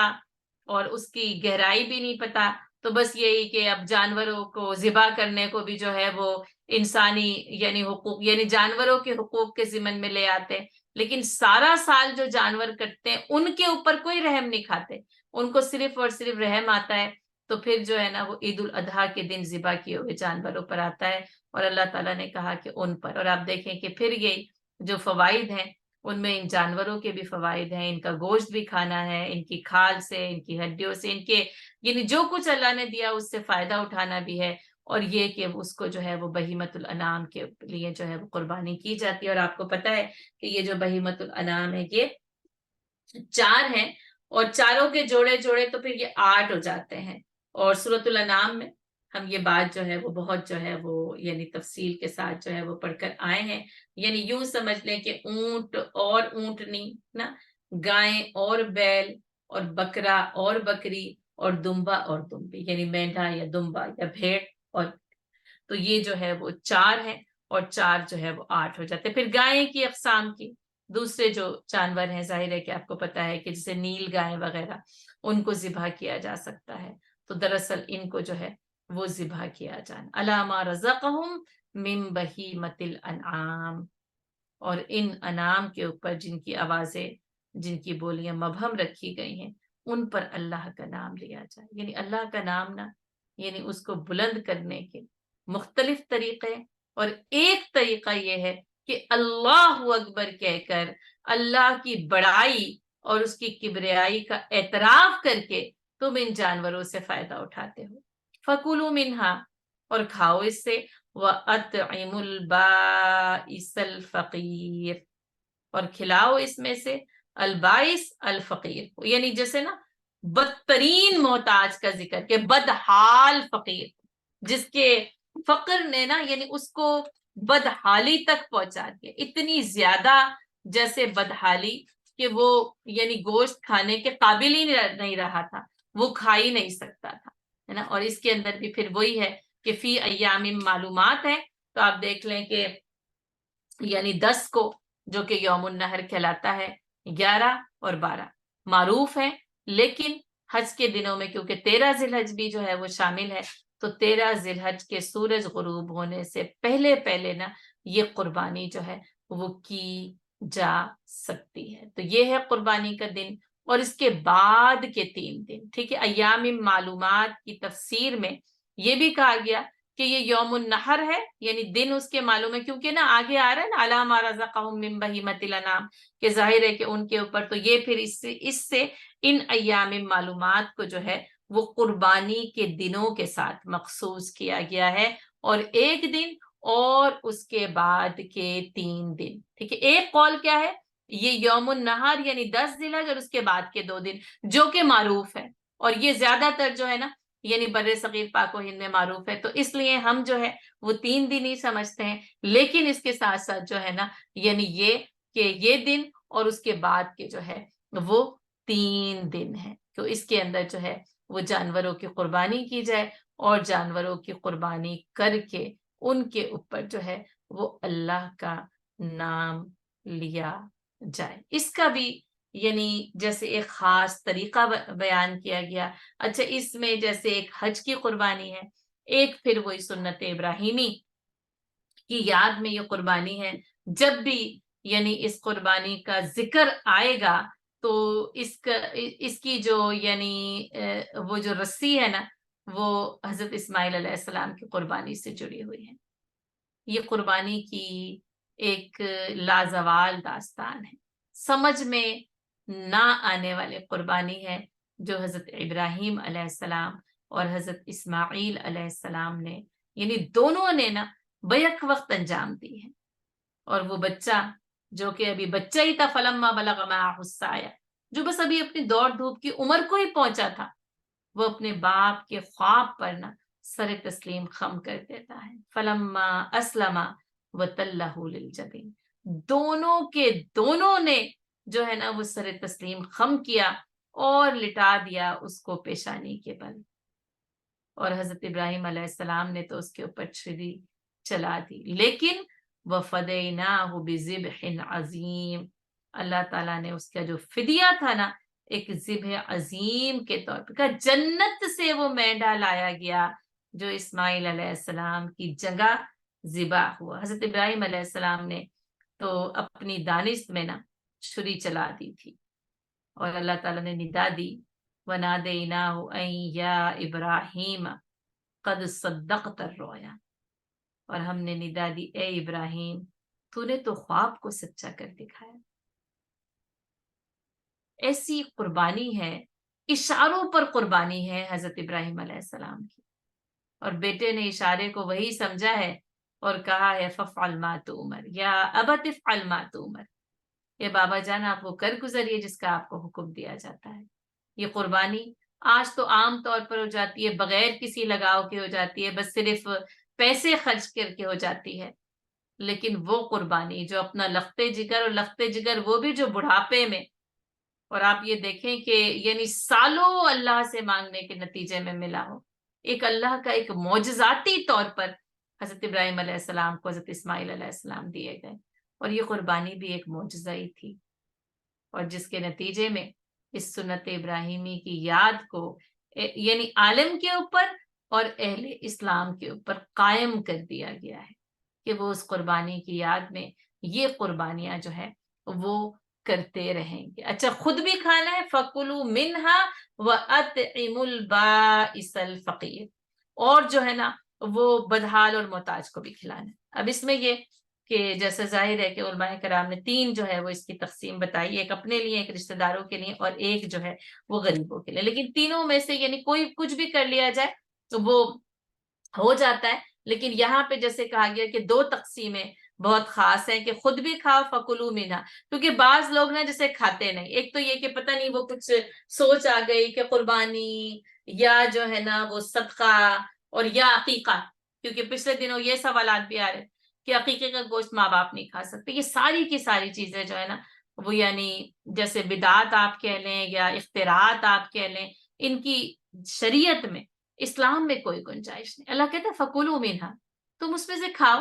اور وہ اطعموا البائس الفقیر، اور تم بدحال محتاج کو بھی اس میں سے کھلاؤ. یعنی پھر بتا دیا اس میں غریبوں اور محتاجوں کا بھی حق ہے، سارا ہی خود نہ کھا جانا. اور کچھ لوگوں پر نیکی کا کچھ زیادہ ہی غلبہ ہوتا ہے نا، اور وہ ڈاکٹر اسرار احمد کہتے تھے نا کہ وہ تقوی کا ہیضہ ہو جاتا ہے کچھ لوگوں کو، تو وہ پھر کہتے ہیں کہ نہیں نہیں نہیں، پھر ہم نے تو اس میں سے کھانا ہی نہیں ہے، بلکہ یہ کہ صرف اور صرف نا بس غریبوں کو ہی دے دیا جائے، ہم تو سارا سال کھاتے ہیں. سارا سال کھانا ایک الگ بات ہے، اور اس میں فَكُلُوا مِنْهَا، اللہ تعالیٰ کہہ رہے ہیں اس قربانی میں سے کھاؤ، اس قربانی کے گوشت میں سے کھاؤ. اور پھر یہ کہ صرف اپنے لیے ہی سارا کا سارا فریز کر کے نہ رکھ لو، کچھ پر پھر وہ غلبہ یعنی وہ دوسری طرح کا اس طرح ہوتا ہے کہ وہ پھر دیتے ہی نہیں ہے غریبوں کو. غریب بیچارہ پھر بھی ترس رہا ہوتا ہے، اور فریزرز جو ہیں وہ فریز کر لیے جاتے ہیں کہ بعد میں آرام سے جو ہے وہ قربانی کا گوشت جو ہے وہ کھایا جائے گا. اچھا اس وقت فریزرز نہیں تھے، قربانی کا گوشت سکھایا جاتا تھا، یعنی ظاہر اتنی تعداد میں ہوتا تھا تو اب وہ سکھا لیا جاتا تھا. لیکن ایک مرتبہ جب مدینے میں قحط کی صورتحال پیدا ہوئی تو نبی صلی اللہ علیہ وسلم نے قربانی کے جانور کے گوشت کو سکھانے سے منع کر دیا. اچھا اب لوگوں نے جب وہ سنا کہ بھئی اب نہیں سکھایا جائے تو اس سال نہیں سکھایا، ٹھیک ہے نا. اب جب دوسرا سال آیا تو قحط کی صورتحال جو ہے وہ ختم ہو چکی تھی، تو اب لوگوں نے اس سال بھی نہیں سکھایا. اور جیسے روایت میں آتا ہے کہ آپ صلی اللہ علیہ وسلم نے کہیں پہ کہا کہ جسے سوکھا ہوا گوشت مانگا، آپ صلی اللہ علیہ وسلم نہ کھایا کرتے تھے وہ، تو نہ کہا کہ اے اللہ کے رسول آپ نے ہی تو انکار کیا تھا. آپ صلی اللہ علیہ وسلم نے فرمایا میں نے کب انکار کیا تھا؟ تو کہا گیا کہ پچھلے سال. تو کہا کہ وہ اس کی وجہ یعنی مدینے میں ہونے والا قحط تھا جس کی وجہ سے گوشت کو سکھانے سے منع کیا ہے. اس سے کیا پتہ چلتا ہے جب محتاجی غالب ہونا اب نہیں سکھایا جا سکتا، اب فریز نہیں کیا جا سکتا، پھر دے دیا جائے. اور اگر نہیں ہے تو کوئی بات نہیں، پھر وہ سکھایا بھی جا سکتا ہے، فریز بھی کیا جا سکتا ہے اپنے لیے اور رشتہ داروں کے لیے اور اپنی دعوتوں کے لیے بھی رکھا جا سکتا ہے. اس میں کوئی حج نہیں. جسے نا اسلام ایک توازن کا مذہب ہے، مختلف حالات کے پیش نظر کچھ احکامات ہوتے ہیں، جب وہ نہیں ہے حالات تو پھر وہ حکم بھی جو ہے وہ بدل جاتا ہے. تو فَكُلُوا مِنْهَا وَأَطْعِمُوا الْبَائِسَ الْفَقِيرَ، اور بدحال اور محتاج کو بھی اس میں سے کھلایا جائے. ثم لیقضوا تفثہم ولیوفوا نذورہم ولیطوفوا بالبیت العتیق. اب اس ایک آیت میں نا 3 احکامات ہیں. سب سے پہلی بات کیا؟ اور پھر وہ اپنے اوپر سے میل کچیل اور گندگی کو دور کریں. اب اس کی جو اصل وہ کیا ہے کہ جب انسان حالت احرام میں آتا ہے تو ظاہر ہے جیسے خوشبو لگانا اور جیسے ظاہر ہے کہ مختلف قسم کی پھر وہ اپنی صفائی اور پاکیزگی کے اوپر جو ہے نا وہ دھیان دینا، جیسے بالوں کا کاٹنا، یعنی اپنے آپ کو اس طریقے سے پاک صاف کرنا، ناخنوں کا کاٹنا وہ منع ہو جاتا ہے. تو پھر آپ دیکھیں کہ اگر کوئی پیدل سفر کر رہا ہے، اگر کوئی اونٹ پہ کر رہا ہے، اگر کوئی بیری کر رہا ہے، تو اس نے جب احرام پہنے جب بھی وہاں تک جاتے جاتے کچھ ہفتے جو ہے وہ ہو جائیں گے. اب لباس کو تبدیل تو کر سکتا ہے لیکن کچھ کے پاس گنجائش نہیں ہوگی کہ لباس کو تبدیل کر سکے. تو کیا ہوگا کہ وہ گرد و غبار بھی جو ہے وہ اس کے اوپر جم سکتا ہے. تو ان ساری چیزوں کا نا جب یہ ارکان حج پورے ہو جائیں، جب اب احرام یعنی کھل جائے نا، تو پھر کیا ہے کہ پھر وہی کہ وہ پھر حلق ہے، اور اس کے بعد کیا ہے کہ صفائی کو اختیار کرنا. ثم لیقضوا تفثہم. اور پھر جیسے غسل کرنا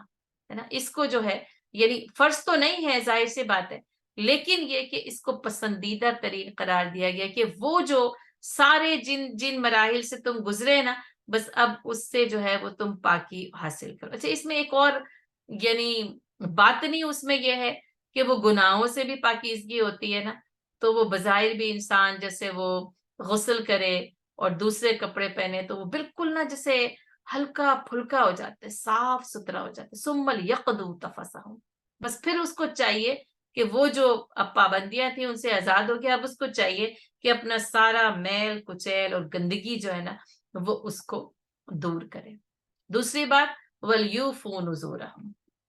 اور اپنی نظر کو پوری کر. ان نظر کو جیسے اردو میں منت کہا جاتا ہے، تو یہ کہ وہ اس کو اپنی جو بھی کچھ اس نے منت مانگی تھی نا اور نظر مانگی تھی اس کو جو ہے وہ پورا کر لے. اب اس میں یہ ہے کہ جیسے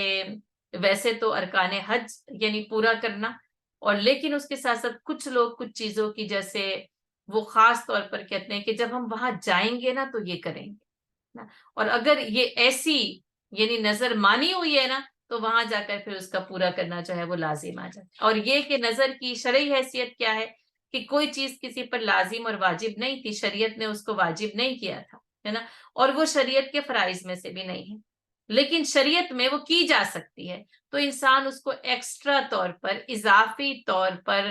کرنے کے لیے اپنے زبان سے کچھ الفاظ کہتا ہے. میرا یہ کام پورا ہو جائے،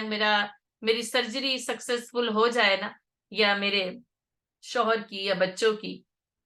کسی عزیز کی، کسی دوست کی، تو میں اتنا صدقہ کروں گی. اب یہ واجب نہیں تھا، لازم نہیں تھا، فرض نہیں تھا، آپ نے خود کہا اب یہ صدقہ کرنا لازم، میں اتنی رکعت نوافل پڑھوں گی، یعنی کوئی بھی. اور پھر بعض اوقات آپ کہتے ہیں میں میرے بیٹے کی یا بیٹی کی شادی ہو جائے نا میں عمرہ کرنے جاؤں گی، بعض اوقات آپ یہ نظر بھی مانتے ہیں. تو اس طرح کی نظریں ماننا اور کہنا شریعت میں یعنی جائز ہے. کوئی گناہ کا کام نہیں ہونا چاہیے، یعنی ظاہر ہے کوئی حرام یا ناجائز کام نہیں ہونا چاہیے، شریعت میں اس کام کی اصل موجود ہونی چاہیے. اور جب وہ کہہ دیا جائے اور وہ فرائض میں سے نہیں، آپ یہ نہیں کہ میں 5 وقت کی نماز پڑھوں گی نا، یہ منت نہیں مانی جا سکتی، یہ نظر نہیں مانی جا سکتی، یہ تو اللہ تعالیٰ نے فرض کر دیا ہے. ٹھیک ہے، ہاں آپ بے شک آپ کہیں گے اللہ میں اپنے فرائض کو پورا کروں گی، آپ کہہ سکتے ہیں، لیکن وہ باقاعدہ نظر کے طور پر نہیں مانا جا سکتا کیونکہ وہ تو اللہ تعالیٰ نے آپ کے اوپر لازم کر ہی دیا ہے. تو وہ کچھ روزوں کی، نماز کی، یا وہاں جا کر کچھ کام کرنے کی نا انسان جیسے اپنی زبان سے اس کو بیان کرتا ہے، تو پھر اللہ تعالیٰ نے کہا کہ ان کو وہاں سے جو ہے وہ پورا کر لیا جائے. اس میں کچھ جو ہے وہ علماء کرام نے کہا کہ یعنی یہ اس سے مراد نہ یعنی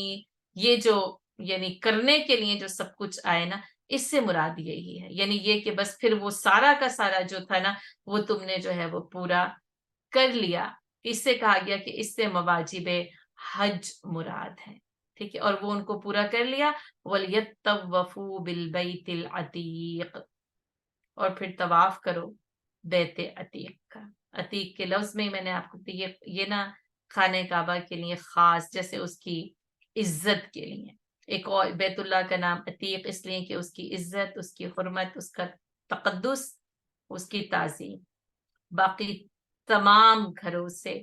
زیادہ ہے۔ ایک اور روایت میں عتیق کے معنی آتے ہیں آزاد، آزاد اور قدیم، دو باتیں بہت اس کے اندر ہیں۔ پھر میں نے آپ کو بتایا تھا کہ مکرم ہوتا ہے، معزز ہوتا ہے۔ اور رسول اللہ صلی اللہ علیہ وسلم نے فرمایا کہ اللہ نے اپنے گھر کا نام بیت عتیق اس لیے رکھا کہ اللہ نے اس کو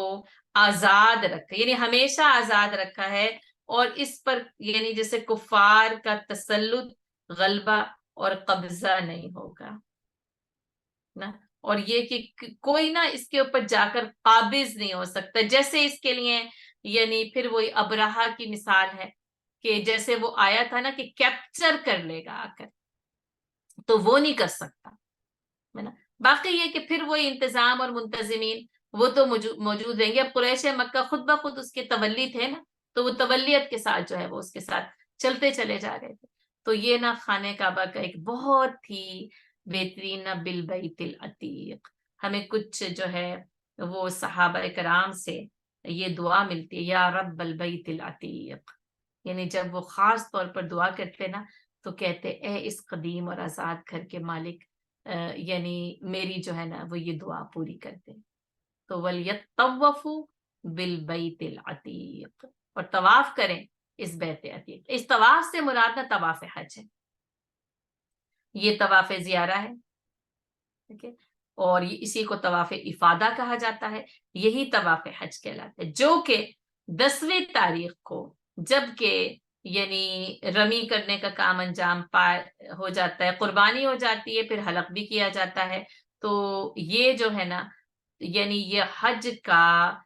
دوسرا رکن رکین ہے، یعنی جیسے وہ اگر آپ یوم عرفہ یعنی وقوف عرفہ، اور پھر اس کے بعد جو ہے وہ یعنی یہ طواف حج اور طواف زیارہ، اگر یہ نہ کیا جائے تو حج نہیں ہوتا، اس کا کرنا جو ہے وہ لازم ہے۔ پہلا رکن وقوف عرفہ ہے، اور یہ دوسرا بڑا رکن ہے جو کہ طواف زیارہ ہے۔ اس پر آپ کو پتہ ہی اس سے پہلے وہ جو احرام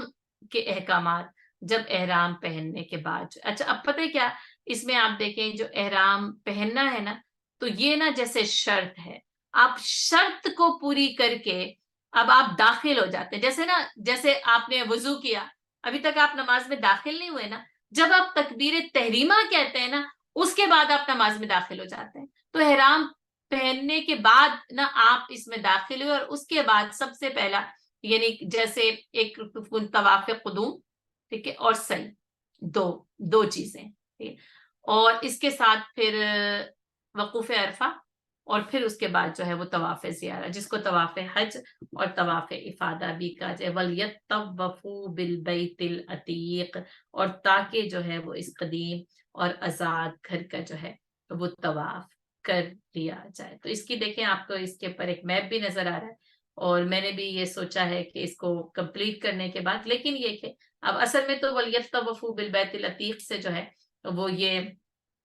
مکمل ہو ہی جاتا ہے، کیونکہ اس کے بعد پھر یہی ہے کہ یہ ہے پھر جو ہے وہ اللہ تعالیٰ نے اس کو جو عظمت دی ہے، تو یہ کہ حج کے افعال اور مناسک ہیں۔ رسول اللہ صلی اللہ علیہ وسلم نے فرمایا خُذُوا عَنِّی مَنَاسِکَکُم، مجھ سے یہ مناسک حج سیکھ لو۔ یہ بھی کہا تھا کہ پھر شاید اس کے بعد میں تم میں موجود نہ رہو، تو باقاعدہ طور پر، اور یہ کہ ارکان حج یا پھر یہ کہ مناسک حج ان کا پتہ ہونا چاہیے، بہت مختصر ہیں، بہت آسان ہیں، ترتیب کے ساتھ سیکھ لیں اور دیکھ لیں تو جیسے سمجھ میں آسانی کے ساتھ آ جاتے ہیں، اور ان کو کریں گے تو حج مکمل ہوگا، ورنہ جسے حج ناقص رہ جائے گا، اس انداز کا نہیں ہوگا جس انداز سے کیا جانا چاہیے یا جس انداز سے سکھایا گیا ہے اور بتایا گیا ہے۔ آپ دیکھیں یعنی رکوع پہلے نہیں کر سکتے نا، سجدہ رکوع سے پہلے نہیں کر سکتے، رکوع کے بعد ہی سجدہ ہوگا۔ حج کے افعال اور مناسک میں ترتیب بھی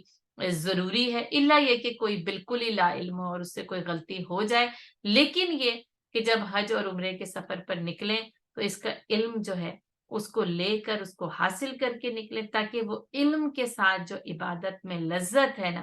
انما یخشی اللہ من عبادہ العلماء، اللہ تعالیٰ کہتا ہے کہ اللہ سے تو اس کے بندوں میں سے علم رکھنے والے ہی صحیح طور پر ڈرتے ہیں۔ علم اور تقوی بھی لازم اور ملزوم ہے،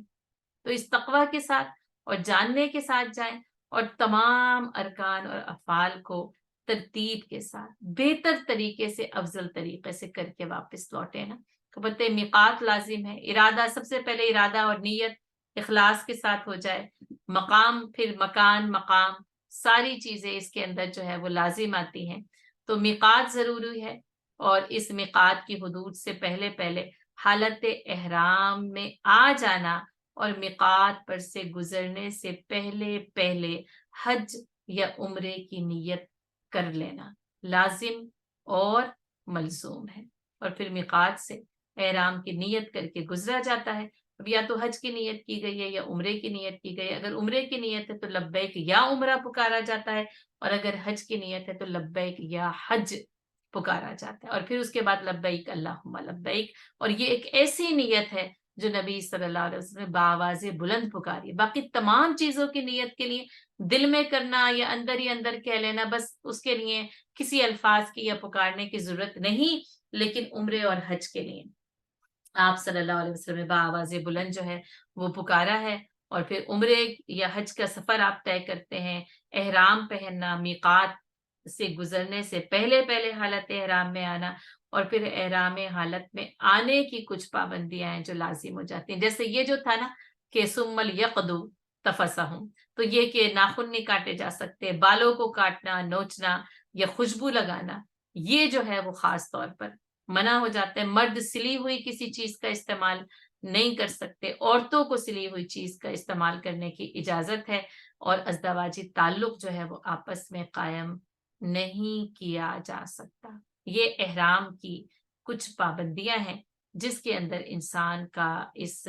حرم کی حدود میں داخل ہونے سے پہلے پہلے جو ہے وہ لازمی, یعنی میقات سے پہلے پہلے جب حدود حرم میں داخل ہوتے ہیں تو حرم کی کچھ جنایات ہیں جو لازم آ جاتی ہے نا. اس کا گری پڑی کوئی چیز نہیں اٹھائی جا سکتی, اس کا شکار نہیں کیا جا سکتا, اس کا شکار جو ہے وہ بھگایا نہیں جا سکتا. اچھا حالت احرام میں شکار بھی نہیں کیا جا سکتا, وہ جو ہے وہ ایک بڑی بات. اور حدود حرم میں بھی نہیں کیا جا سکتا, دونوں باتیں. یعنی پھر اس میں پھر شکار کی جو وہ ہے نا وہ اور زیادہ جو ہے وہ بڑھ جاتی. آج کیونکہ اس طریقے سے میرے اور آپ کے پاس شکار یا اس کی جبلت یا اس کا اس طرح موجود نہیں ہے تو اس لیے آسان لگتا ہے. لیکن پھر وہی کہ جن کو آزمایا گیا تھا رماحکم فی ایدیکم, ان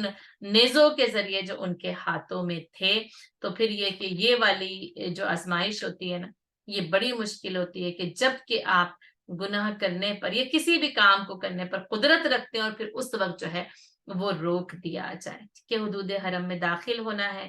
خانہ کعبہ میں پہنچنا, طواف قدوم کرنا اور حجر اسود سے شروع کر کے پھر 7 چکر میں ایک طواف کو جو ہے وہ مکمل کرنا ہے. ہر چکر میں حجر اسود کا استلام کرنا ہے, یعنی کہ جیسے اس کو چومنا یا پھر اس کو چومنے کا اشارہ کرنا. 7 چکر کے بعد یہ ایک طواف مکمل ہو جاتا ہے. اس کے بعد مقام ابراہیم پر جا کر 2 رکعت نماز سنت یا نفل ادا کرنا ہے. آب زمزم سے پانی پینا ہے, نبی صلی اللہ علیہ وسلم کی سنت ہے. اور پھر جو ہے نا وہ ان الصفا والمروہ, صفا سے مروہ تک, مروہ سے صفا تک 7 چکر مکمل کرنے ہیں جو کہ صحیح ہے. اور پھر وہی کہ مقام ابراہیم حضرت ابراہیم علیہ السلام کے قدموں کی یادگار ہے تو صفا و مروہ کی صحیح حضرت حاجرہ علیہ السلام کے قدموں کی یادگار ہے. ایک بے قرار ماں کی تڑپ کی آزمائش کی جو داستان یہ صفا و مروہ جس طریقے سے سناتی ہے نا کوئی اور چیز نہیں سناتی ہے. 7 چکر ہو جائیں عمرہ مکمل ہو جاتا ہے. پھر وہی کیا اب عمرہ حج میں ہمیشہ ہمیشہ کے لیے داخل ہو گیا تو اس عمرہ کر کے پھر یہ کہ جو حج تمتع کرتے ہیں وہ جو ہے وہ بال کٹوا لیں گے, احرام اتار دیں گے اور پھر جو ہے وہ 8 ذی الحج کا انتظار کریں گے جو کہ حج کے سفر پر گئے. عمرے والوں کا عمرہ مکمل ہو گیا اور پھر اس کے بعد وہ 8 ذی الحج کو جہاں پر بھی وہ ٹھہرے ہوئے ہیں وہیں سے وہ پھر احرام پہنیں گے, مینا جائیں گے. مینا میں پھر جو ہے وہ یعنی 8 9 10 11 12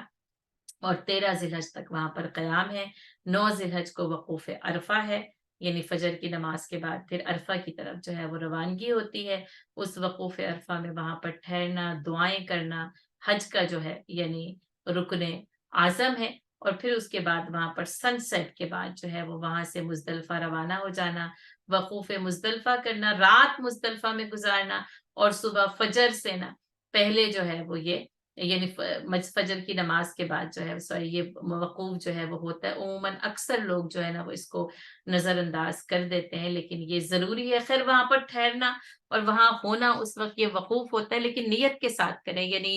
جیسے شعور کے ساتھ کریں. اور پھر اس کے بعد جو ہے وہ یعنی مینا پہنچنا، سب سے پہلے جمرہ کبریٰ پر رمی کرنا، پھر اس کے بعد جو ہے وہ قربانی اور حلق کرنا، طواف زیارہ کرنا. ٹھیک ہے. مردان جنگی کے لیے 10 ذی الحج کو ہی طواف ہوگا، لیکن عورتوں کے لیے، کمزوروں کے لیے، بوڑھوں کے لیے، بیماروں کے لیے جو ہے وہ پھر 13 ذی الحج کے یعنی سن سیٹ سے پہلے پہلے. اور شرعی طور پر عورتیں اگر اس عذر میں مبتلا ہیں کہ وہ طواف نہیں کر سکتی یعنی تو وہ اس کے بعد بھی جو ہے وہ کر سکتی ہیں. باقی سارے بوڑھوں، ضعیفوں، بیماروں اور محتاجوں کے لیے 13 ذی الحج کے سورج غروب ہونے سے پہلے پہلے جو ہے وہ اس طواف زیارہ کو ادا کر لینا ہے، اور اس کو کرنے کے بعد ہی انسان احرام کی مکمل پابندیوں سے آزاد ہوتا ہے. تو یہ ہے